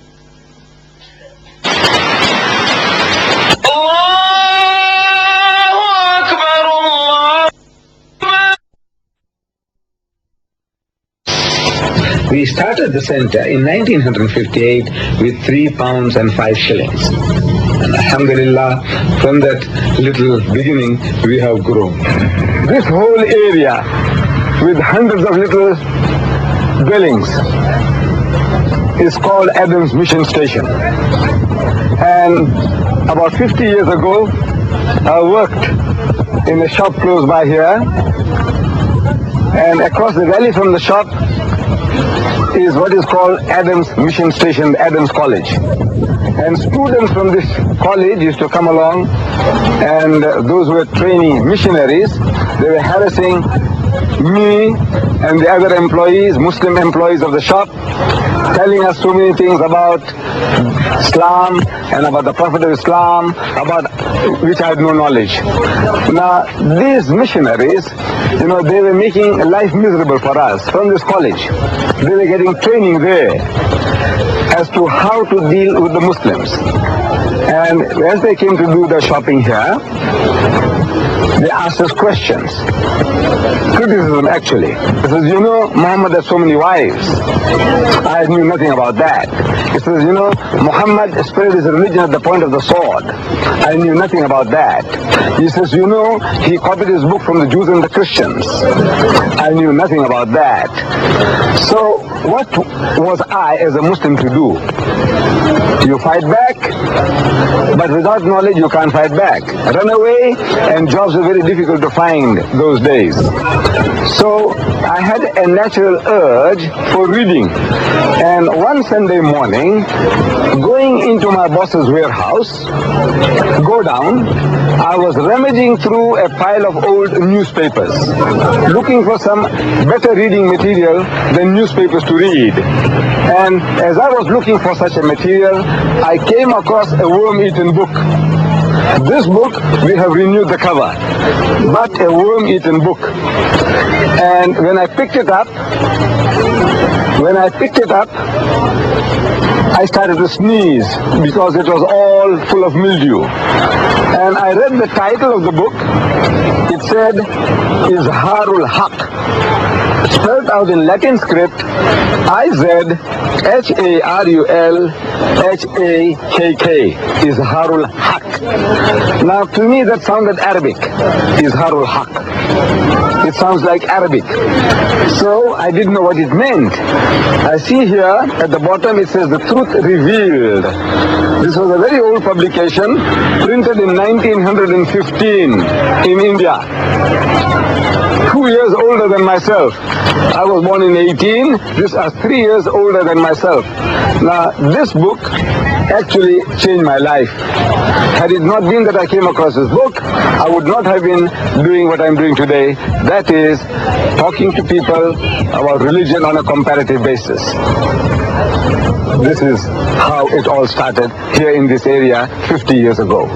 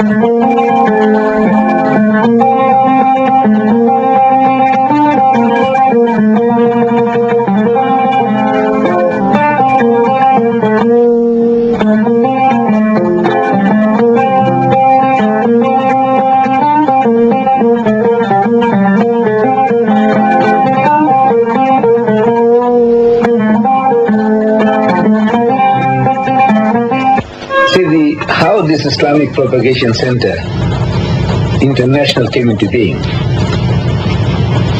As soon as I left school, I started working in a country shop, just about 25 miles outside the city, selling sugar and salt, flour, rice across the counter. Across the valley from the shop, there was a Christian mission,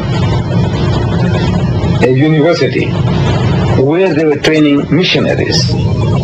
And these training missionaries, whatever they learned, they came to practice on the Muslims in the shop. We were ready customers for them. We were the only Muslims around that place, and they would come to us telling us that, Muhammad has so many wives. I knew nothing about that. They would tell us that Muhammad sallallahu alaihi wasallam, he spread his religion at the point of the sword, meaning he forced people to accept Islam. I knew nothing about that. He said Muhammad sallallahu alaihi wasallam, he copied the Quran from the Jews and the Christians, meaning he plagiarized, he stole. I knew nothing about that. And all the other staff in the shop, they were all on the same level. The only thing we knew about Islam was that we read the Shahada, which made us Muslims. What the Shahada meant, when we said La ilaha illallah Muhammad Rasulullah, to us it was like a magic formula. If you can say it, you are a Muslim. If you can't say it, you are not a Muslim. What to do? They made life miserable. The missionaries made life miserable for me and the other staff. I felt like leaving the job and running away. But jobs are very difficult to get. What to do? Allah came to the rescue. I came across a worm-eaten book. A worm-eaten book in my boss's warehouse, his godown. The title of the book was Izharul Haq, meaning the truth revealed. And this book title intrigued me because it sounded like Arabic, but it was written in Latin script, in English. IZHARULHAKK, Izharul Haq. And I ruminated the words in my mind, Izharul Haq, Izharul Haq. What is Izharul Haq? seeing in brackets, in smaller types, the truth revealed. I now connected that most probably Izharul means the truth revealed. And I read this book. This book was about the Christian missionary attack on India, my motherland. That when the British conquered India, they realized that at any time anybody will give them trouble, it will be the Muslims. Because power, rule, dominion was wrenched out of their hands. And once they have tasted power, they will aspire for it once more again. And the Muslims were a militant people in contrast to the Hindus, who were, at that time, they were as docile as the cows that they were worshipping. So there was no fear from that quarter. So the British felt that if they can convert the Muslims, a substantial number of them, they can rule India for 1,000 years. And they started pouring in the missionaries like frogs in the rainy season into India, only to convert our people. I'm reading this in this book and about the debates that took place. Now those debates were of great interest to me because this is actually now I'm under pressure from the Christians and it's giving me material. It's arming me. As the debates that took place, the same type of arguments if I can use, I will be in a better position to defend myself and Islam. So whatever I learned in the book, I started practicing on the students now. And I made appointments with them to go to their homes on Sundays, after church, their church, and talking to them. And I talked myself into talking until I came to Durban, reside in Durban. I found a job in Durban. And in Durban, around the 50s, an opening took place. This is also Allah's Musabbibul Asbab. We had a very charismatic speaker coming from overseas. And this speaker, very unusual, for a Sunday morning, he used to get 200 to 300 people every Sunday morning. And the crowd was increasing continuously. And I used to attend this talk of his, very fascinating. At the end of the talk, question and answers, and when everything was over, after a few months, a revert to Islam, an Englishman who had become Muslim, by the name of Mr. Fairfax. This Mr. Fairfax, he suggested this, look, any of you, if you are interested, I am prepared to teach you people comparative religion. But he called it Bible class. So I will teach you the Bible, how to use the Bible in propagating Islam. So he said, very good. So out of these 200 to 300 audience every Sunday morning that this other gentleman drew, about 15 to 20 opted to remain for a second injection. And this Mr. Fairfax began teaching us that, look, in the book of Daniel, there are certain prophecies and how to use those prophecies. In the book of Deuteronomy, in the Bible, there are certain prophecies regarding the coming of our Nabi Kareem Sallallahu Alaihi Wasallam and how we can exploit them, how we can expound them.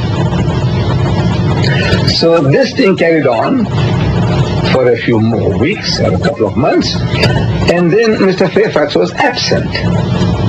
And I could see the disappointment on the faces of these young people. We were all young then, 15 to 20 of us. We're looking at each other's faces, disappointed, and we break up. The following Sunday again, we look at each other's faces. Where is Mr. Fairfax? No news. And we break up. The third Sunday, I suggested to them, to those people who were enthusiastic about having a second inning, I said, look, if you like, I can carry on where Mr. Fairfax left off, because I had the knowledge, but I was sitting in to give this person my moral support.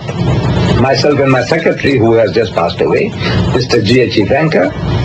Now, we were both knowledgeable as far as the Bible was concerned, but we would give them our moral support, which we would sit there and with the rest.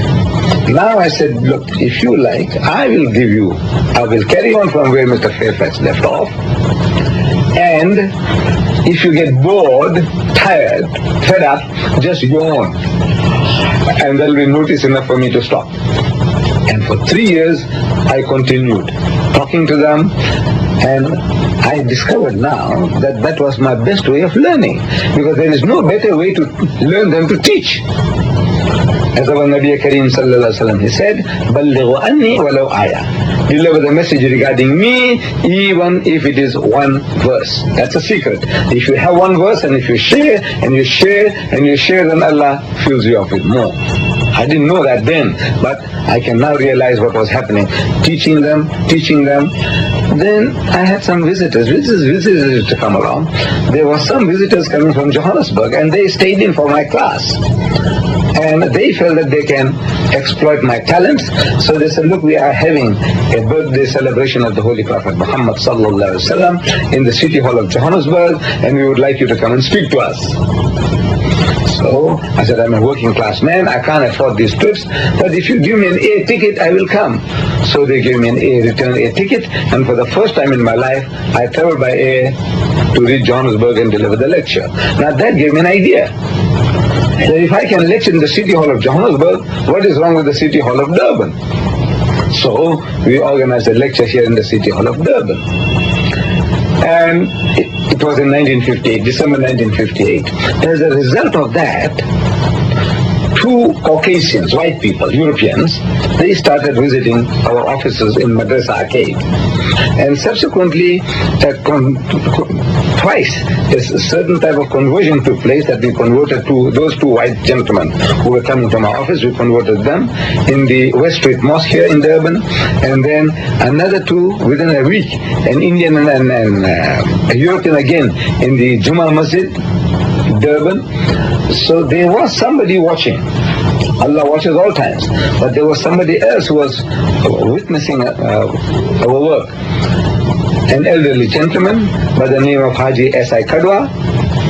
So after the second conversion of people in the Jummah Masjid, the man, while he's tying his shoelaces, I'm also on the same bench tying my shoelaces, he's telling me that he had observed my work, what I had been doing, and he likes it very much. And he said, look, I got 75 acres of land at a place called Brahma in Natal, about 55 miles outside Durban, and I'm prepared to give it to you. So I said, I accept. He said, no, not so fast. You must first have a look at the place. I said, what is there to look? So he said, no, you must first have a look. I was thinking that if there are 50 acres of rocks, I'll still have 25 acres of good land. If there are 25 acres of rocks, I'll have 50 acres of good land. And Natal is a garden colony. This colony is called a garden colony, with all its greenery and beauty and natural other qualities about it. So he said, no, you must have a look. So I, with our trustees, I went down and I saw the land and I accepted it and I started establishing an institution called As-Salam, where I could train Muslim missionaries. It is functioning at the moment. في هذا المكان على الساحل الجنوبي لإقليم ناتال قرب قرية بريمر يقع معهد السلام ومؤسسة السلام، وهو يبعد عن مدينة ديربان بحوالي 90 كيلومتر. تقطعها السيارة في حوالي ساعة من مدينة ديربان حتى موقع المؤسسة. أقيمت مؤسسة السلام على مساحة 75 فدانا. قدمت منحة من عائلة قدوة التي تسكن قرية بريمر لخدمة أغراض التعليم الإسلامي.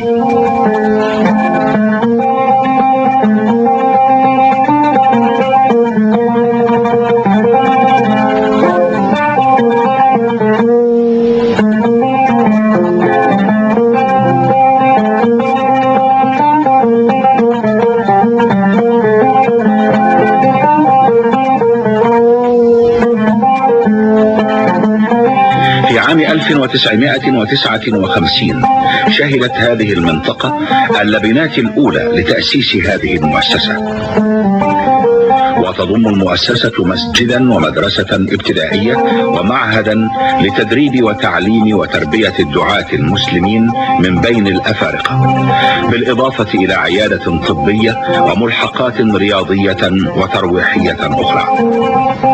والهدف من المعهد هو تربية الدعاة الذين يعملون على نشر الإسلام في جنوب أفريقيا، وهم يلتحقون بالمعهد ويعيشون هناك حياة إسلامية كاملة.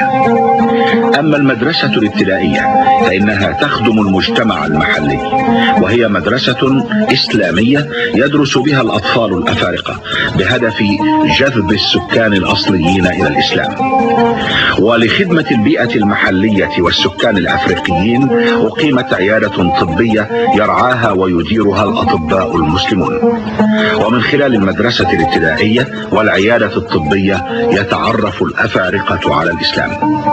إن مؤسسة السلام هي المؤسسة الإسلامية الوحيدة في جنوب أفريقيا كلها، وهي خطوة رائدة وعملية تحتاج إلى الدعم والاستمرار لأهميتها في نشر الدعوة الإسلامية في جنوب القارة الأفريقية.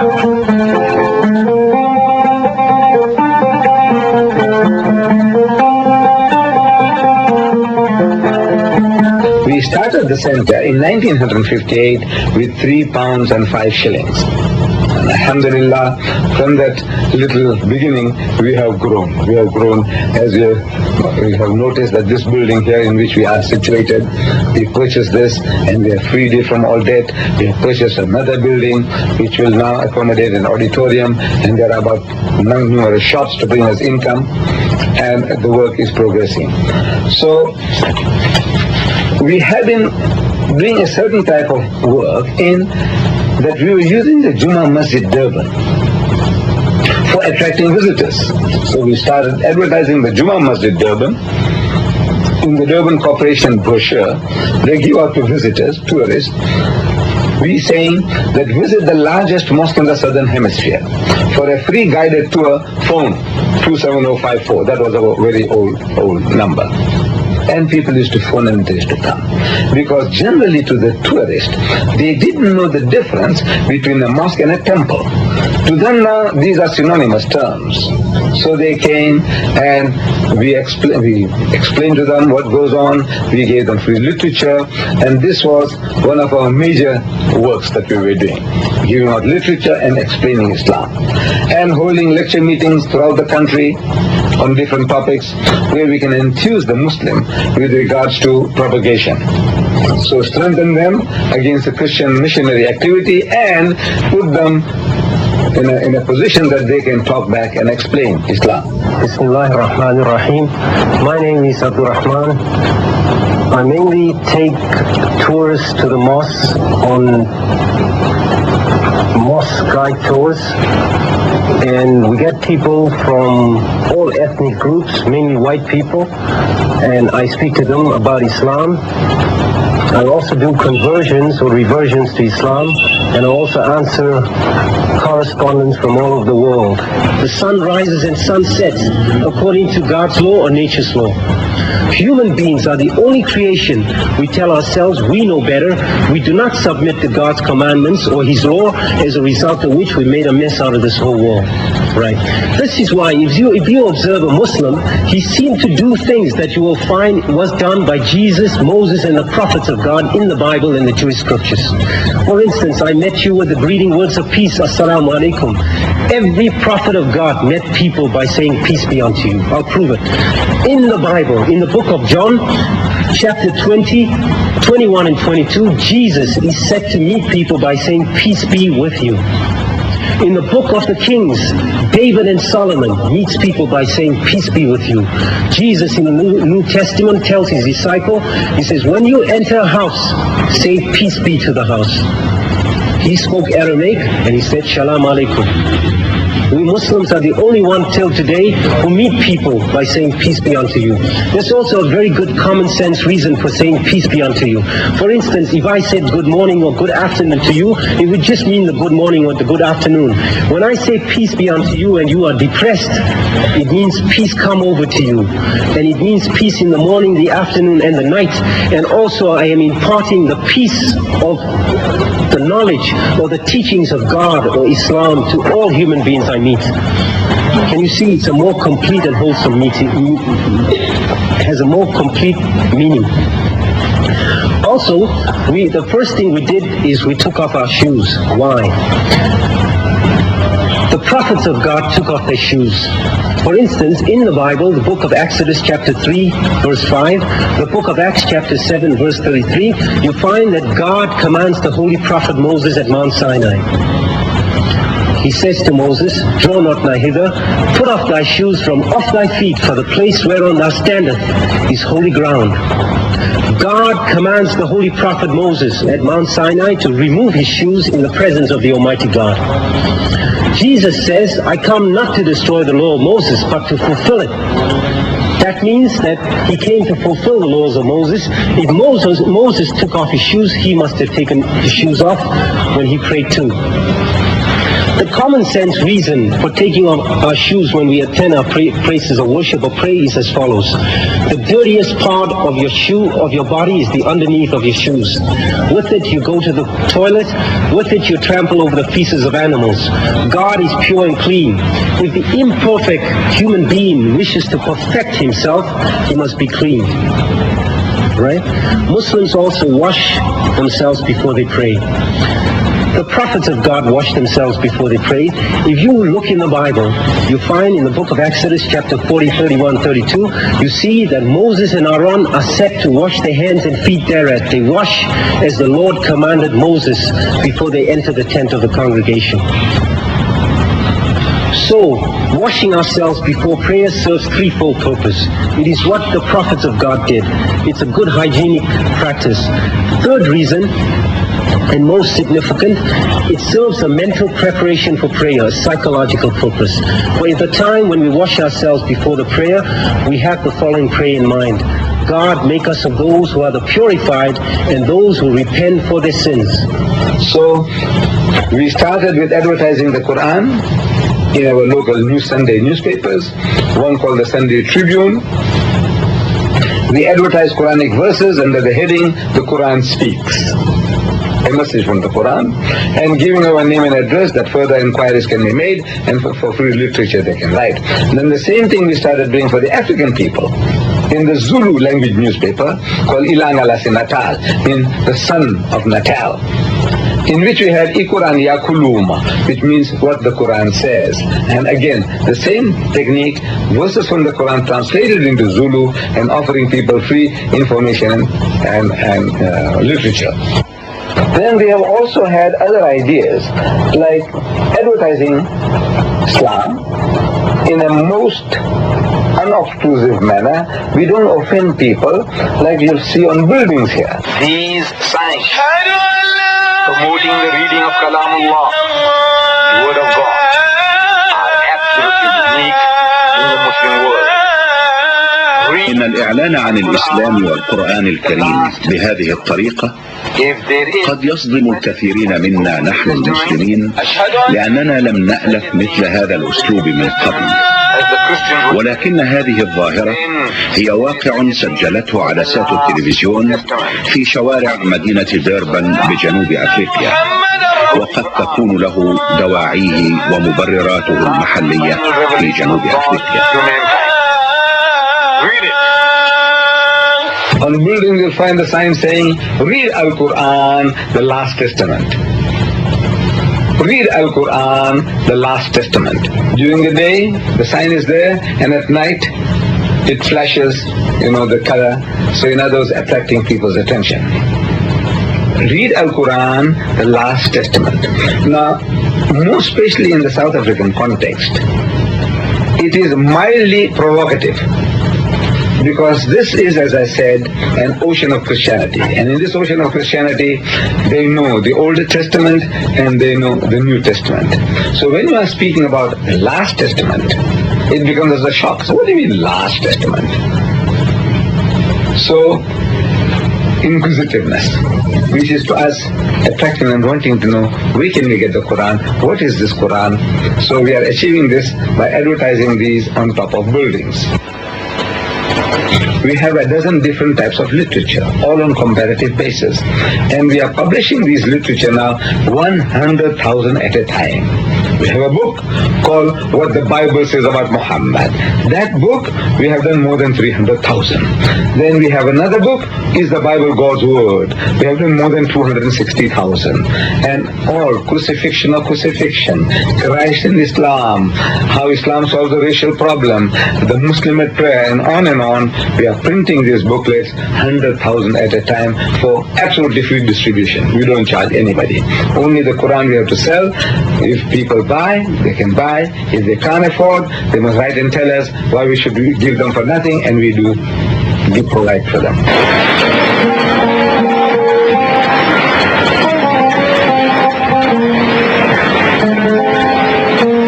هذه المطبعة هي ملك للمركز الدولي للدعوة الإسلامية، وهي تقوم بطباعة كل ما يتعلق بالنشرات والكتيبات التي تخص المركز، بالإضافة إلى المطبوعات والدفاتر والنماذج التي يحتاجها المركز في نشاطه اليومي.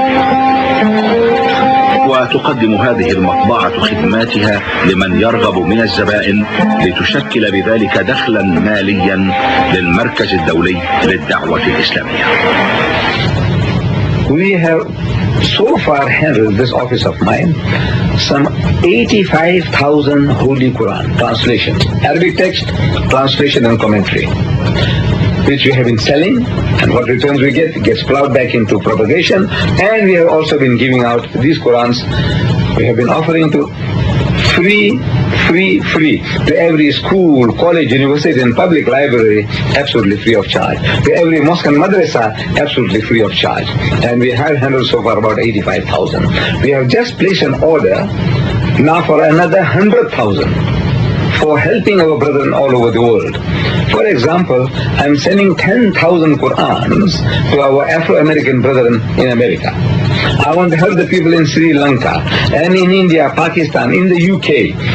We want to do this, that the Quran is made available, freely available at a very low price, subsidized cost, or even free. And 100,000 are now, inshallah, on the print. We are reproducing videotapes of our lectures, mostly on comparative basis. Like this particular one, it says Muhammad sallallahu alaihi wasallam in the Bible in response to Sagat. And we have today now, this is tape number 35, but we have 40 different videotapes on Islam. This is the video production department of the Islamic Propagation Center International. Beside me stands the video production rack, housing more than 20 video machines of different makes. It is with the aid of these mechanical machines that we are able to produce over 200 copies of videos a week, averaging between 800 to 1,000 copies, depending upon the duration of the lecture of Mr. Deedat, talks and debates. At times, the duration of the lectures fall between 1 hour, 2 hours and 3 hours. And depending on the duration of these lectures, the tapes vary between 800 to 1,000 cassettes a month. Besides producing cassettes of Mr. Deedat, as you can see, tapes of other famous Muslim personalities are also made here.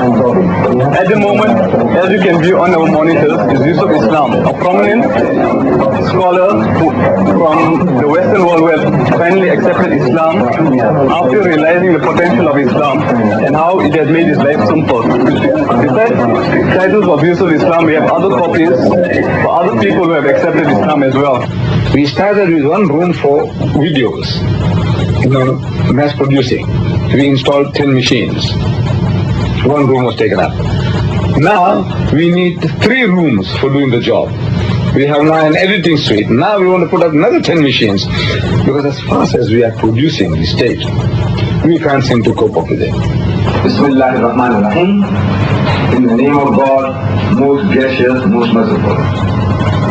وقولهم إنا قتلنا المسيح عيسى ابن مريم رسول الله. And they saying boast that we killed Christ Jesus, the son of Mary, the apostle of God. Quran goes on, Assalamu alaikum wa rahmatullahi wa barakatuh. We at the Islamic Propagation Center make use of the facilities that you see before you to do editing of our tapes. The tapes are first shot by our cameramen on crew, and once they have been shot, they are brought here to be edited. Once these tapes are edited, they are taken to our duplication rack where we have made hundreds of copies of this particular tape. We do biblical inserts as well as Quranic inserts. At the moment, we have just released Ahmed Deedat and Robert Douglas's debate that was held in 1986. The Quranic inserts as well as the biblical inserts have been completed and they are ready for marketing. Wassalamu alaikum wa rahmatullahi wa barakatuh. F-I-X-I-N, crucifixion. We say it is F-I-C-T-I-O-N fiction. It sounds the same. Crucifixion or crucifixion. The spelling is the difference between the two. That in the Islamic point of view, it is a fiction. Now, when we say that it is a fiction, the Christian brings forth, produces his book of evidence. He says, here, we have a written record by eyewitnesses and near witnesses to the happenings some 2,000 years ago. That Jesus Christ was hanged and killed on the cross some 2,000 years ago. Now, what I'm going to do tonight is, instead of telling you this is what the Muslims say, this is what the Quran says, I said, look, I want to show to you that the Bible that you hold in your hands, whatever version you have, you will find the verses that I'm going to quote and the argument I'm going to use. The whole world is crying for these tapes because there is something novel to them. It's really a novel thing because they have heard lectures about only addressing Muslims, how to make salat, we must give zakat, we must not drink, we must not gamble, we must be attired Islamically and all that. They have been listening to that continuously for centuries now, for decades. But now comes along something novel more especially people in a Western environment, like in the United States or in any other country where Muslims are, where the Christian missionaries are making onslaughts, like in India and in Pakistan and in Bangladesh and in Indonesia, wherever the Muslims are, we find that they are under attack and they don't know how to respond. They don't know how to respond to these Christian missionaries. So our tapes are doing that job. So there is a demand all over the world, so the department is expanding and increasing. Then literature. We need special departments to cater for the amount of correspondence that's coming in.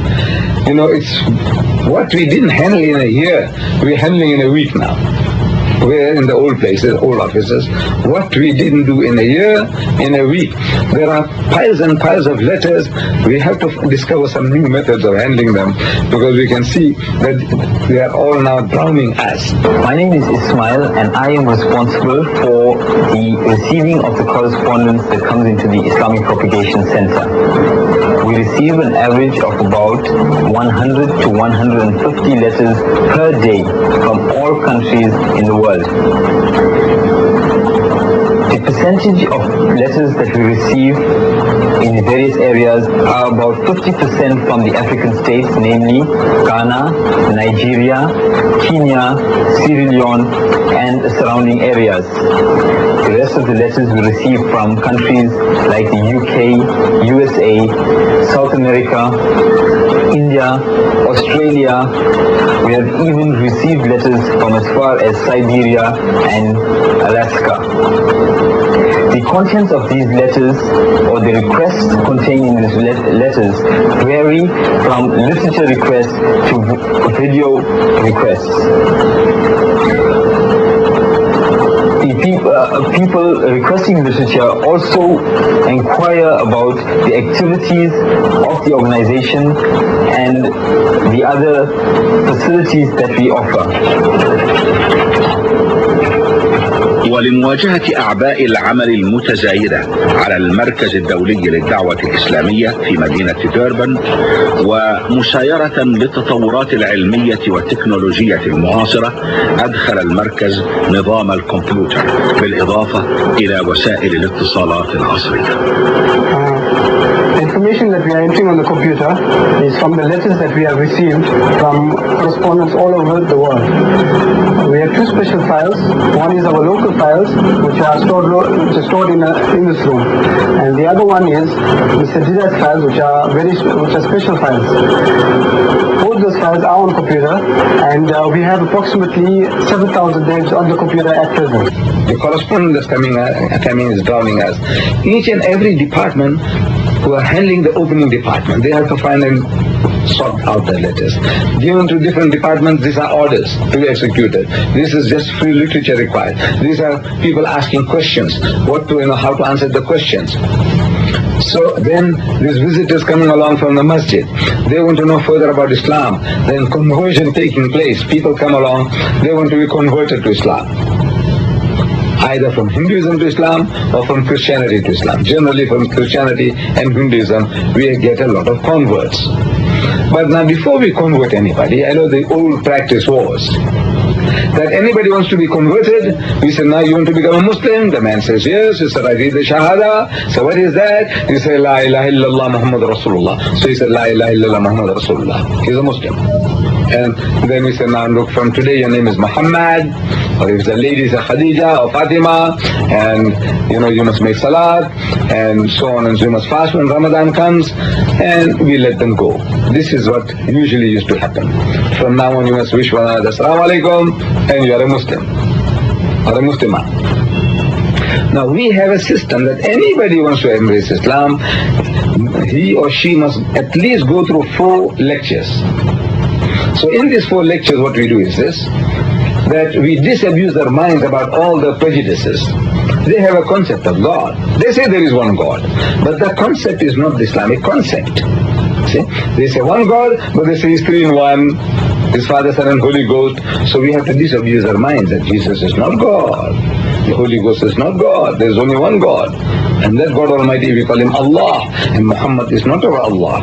We have to explain to them what the angels are, what the books of God are, that the Quran is Allah's Kalam. The Bible as they have got it now is not preserved. So we have to explain, and Jesus didn't die for anybody's sins, that He is not God and He was not crucified. To the Hindu, he said he believes in one God.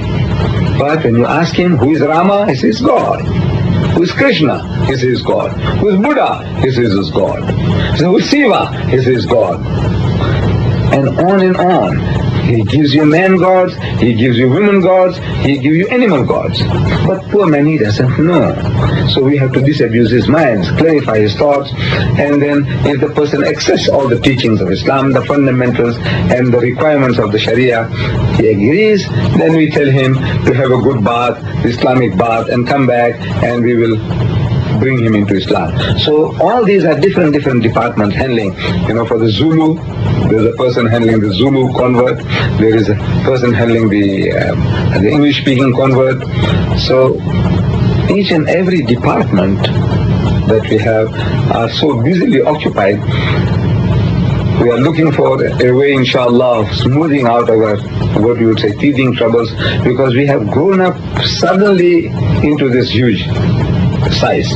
We came to this place about a year ago, and since then, the things have snowballed to such an extent that now with the computer and the fax machines and the telex machines, we still can't cope up. So we have now exploited the machines, these electronic wizards, by creating what we call Islamic telecoms. We have 2 in Durban at the present moment. One in our own building here, 2 of our shops, we took them over, shops in the building, and we changed them into Islamic telecoms. What happens there is that in the window we have a monitor that at least 16 hours a day our programs are being played, passers-by are being attracted. Then inside we have seating accommodation that the people can come and sit inside, watch the monitor inside in comfort, and at 10 o'clock we give them everybody free tea. And it is examples in the Holy Bible that there are 10 cases of incest in the Holy Bible. I didn't know that. I knew that in the first book of the Bible, Genesis, there were 4 cases. But that's my last book, and that gives me, I got the 5th one in the first book. on incest, to tell you what types of incest you can commit. In the book of God, there is not incest. And I'm told that the type of food you eat junky food, you become a junkie. You eat junky stuff, your mind becomes junky. Among our lecture activities, so besides lecturing to people in the masjids, Muslims, then guiding visitors to the mosque and delivering lectures in public places on comparative religion, we have gone into a new field of doing munazaras with the Christians. And the advantage of that is that it attracts the maximum number of people and it makes things more interesting. Instead of just mere lecturing, we talk about, was Christ crucified? 1,200 million Christians say yes, 1,000 million Muslims say no. Where lies the truth? You be the judge. So it attracts people. Then subjects like, is Jesus God? We had a debate in the Royal Albert Hall, London. Royal Albert Hall was too small. If the Quran is indeed from God, does it contradict itself in as much as it says, therefore Jesus was born, he died and he rose again. The verse in question is Wassalamu alayya yawma wulidtu wa yawma amutu wa yawma ubasu hayya, which translated means, so peace is on me the day that I was born, the day that I die, and the day that I shall be raised to life again. The day that I die, it is not the day that I died. It's not died, it's in the future. Then we have now started training da'is, people who can go and propagate Islam. Because the Muslims all over the world, where I go and lecture, they seem to have taken a liking to my approach. Because something that was lacking in, that the Muslim didn't know how to approach the non-Muslim, the Jews, the Christians, the Hindus, and I'm showing them how it can be done. To me, it's just a very natural thing to do, which Allah Ta'ala gives us a secret in the Holy Quran when He says, Qul, tell them, Ya Ahl al-Kitab, O people of the book, O Jews and Christians, Ta'alaw, come. Ila kalimatin sawa'in baynana wa baynakum, that we come to common terms as between us and you. Let us get onto a common platform. Some understanding us about basics. And then Allah Ta'ala tells us what to talk about. But now we have not been doing that because we don't know how. Allah is telling you on a common platform, talk about this. Allah na'budu illallah wa la nushrika bihi shay'an wa la yattakhidha ba'duna ba'dan arbaban min dunillah.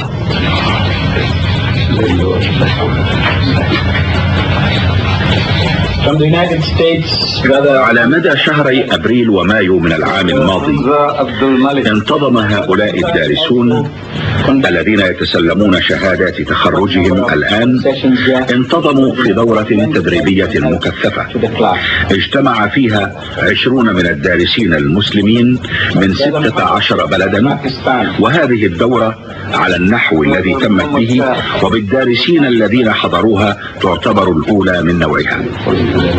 فالدراسة فيها كانت بالإنجليزية بهدف إعداد الدعاة المسلمين الذين يستطيعون العودة إلى بلادهم للدعوة للإسلام ولمواجهة النشاط المعادي للإسلام والنشاط التبشيري المسيحي الذي يجتاح آسيا وأفريقيا في الوقت الراهن.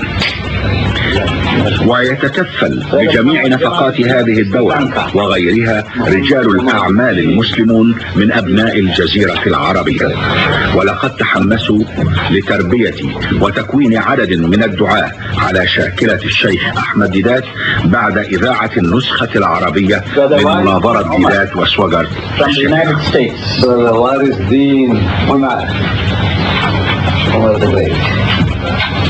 Alhamdulillah, wassalatu wassalamu ala Rasulillah, amma ba'd.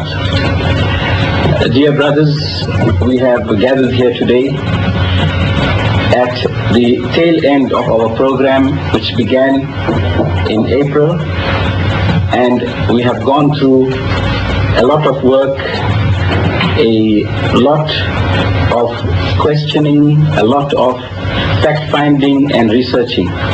Alhamdulillah, we have found that all of you were enthusiastic and you have the zeal, inshallah, to spread the word of Islam and to dispel whatever is wrong in the world of Islam as far as the thoughts and thinking about Islam is concerned.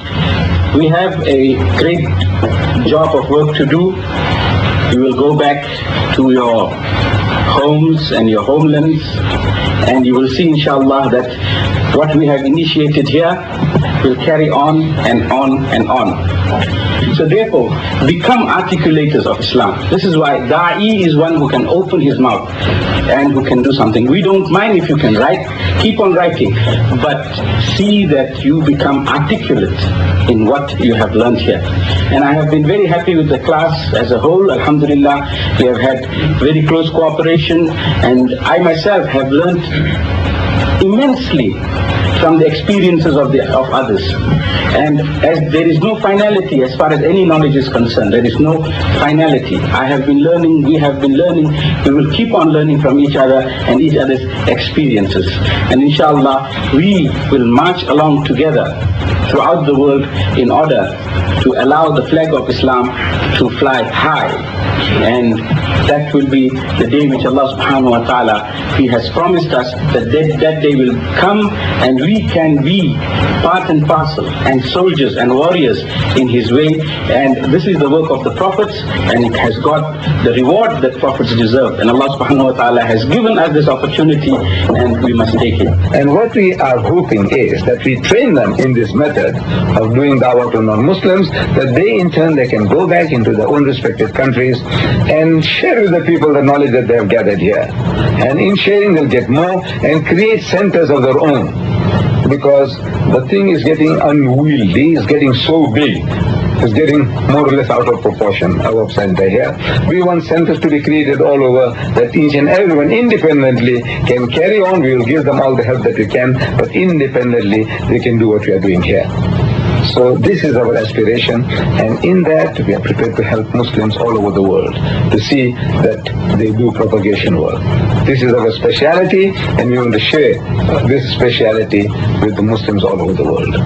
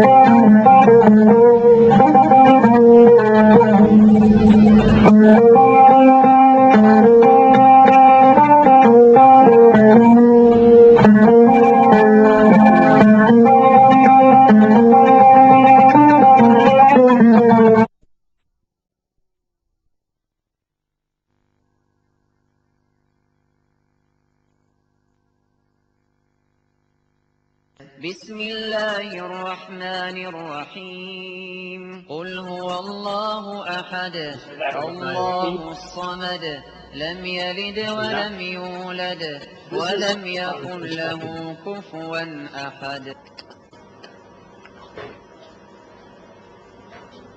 My father is watching it right now, he's looking at it. Oh, you mean he does? You don't read to him aloud, no? No, he reads himself. Is that so? Yeah, he reads himself. He's reading it himself. That's why I said bring it. He reads. He reads the Saudi Gazette and all. He reads all papers. Sunday papers. I always was under the impression that you have to read for him aloud. No. He reads everything himself. So what do you do? How do you do that? I'm holding it at a 90-degree angle to his eyes. And I'll put on his spectacles. So, and I'm holding it straight ahead, and I'm looking at his eyes while he reads the paper.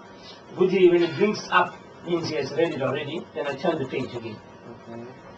And say if he wants to go through a certain part of the page again. Then he just carries on. I have to hold that whole page as long as he wants me to hold it. It can take 15 minutes, 20 minutes, or whatever. Okay. Right, now he's blinked, means I must turn it. But the fine print will still read the paper, huh? So you just have to have a look at that. The second page I'm showing him now. He's reading the second page.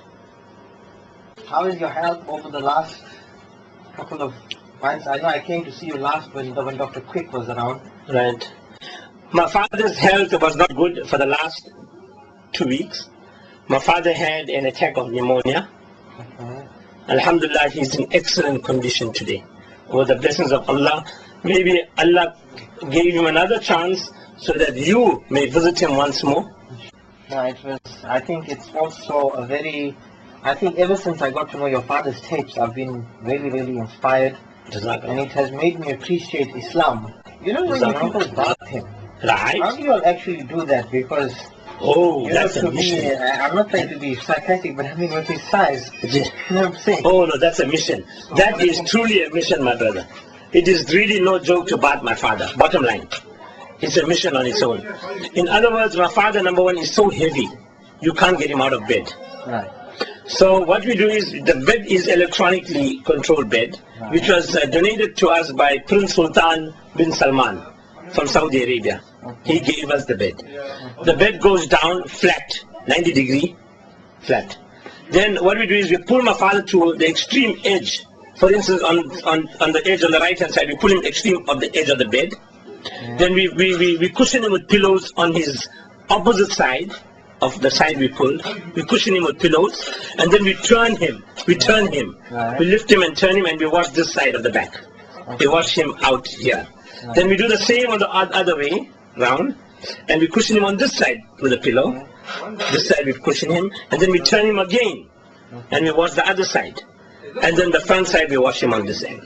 So alhamdulillah, it's a mission, but alhamdulillah, we do it all in his bed. Okay. Next question. All in his bed? All done in the bed. We can't get him out of bed. Okay. When, for example, like say there's a situation now where there's no visitors, sometimes we get public holidays, Sunday mornings, all that, you know, where it's quiet. Right. And how does your father pass his time? Wow, that is the biggest responsibility that we have is not just taking care of my father. He is keeping his mind occupied. Right? And that is the mission on its own. Because the mind, Allah subhanahu wa ta'ala has made our mind to wander aimlessly on issues. We become restless. My father's mind, he was an avid reader of books, number one. Now here comes a situation totally opposite. He cannot get access to books in that sense of him reading freely.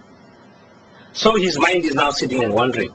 So what he does is, he watches videotapes of his own personal recordings. This is how I did that here. 83 years old, taking care of a beloved husband, giving him orange juice to have right now. She's feeding him with orange juice. Is that how she feeds him? Yeah, with a tube going directly into the stomach. There's a tube going directly into the stomach. Where does the tube fit in? I'll show it to you. On the stomach, it's a gastrostomy tube. Right. She's giving him orange juice right now. She administers 4 injections a day to my father. She's the lady who baths my father. And she's the lady that my father saw to marry and he rejected her. Don't laugh. Right, now I want to show you as well the tube. How my father, just stand up. Right, hold the tube, hold it 2 hands, hold it 2 hands, hold it 2 hands, hold it 2 hands. Hold it 2 hands, right. Go down, go lower down, go lower down, go lower down. Right. Your hand, let your hand run down. Yeah. Right, that's the stomach. Now that is the stomach. Okay. Now this is a tube that is going directly into the stomach for feeding my father. Alhamdulillah. That's how so he said. Is that he only can take liquids? That's it. That's solids? The only way. No solid. No solids. No solid at all.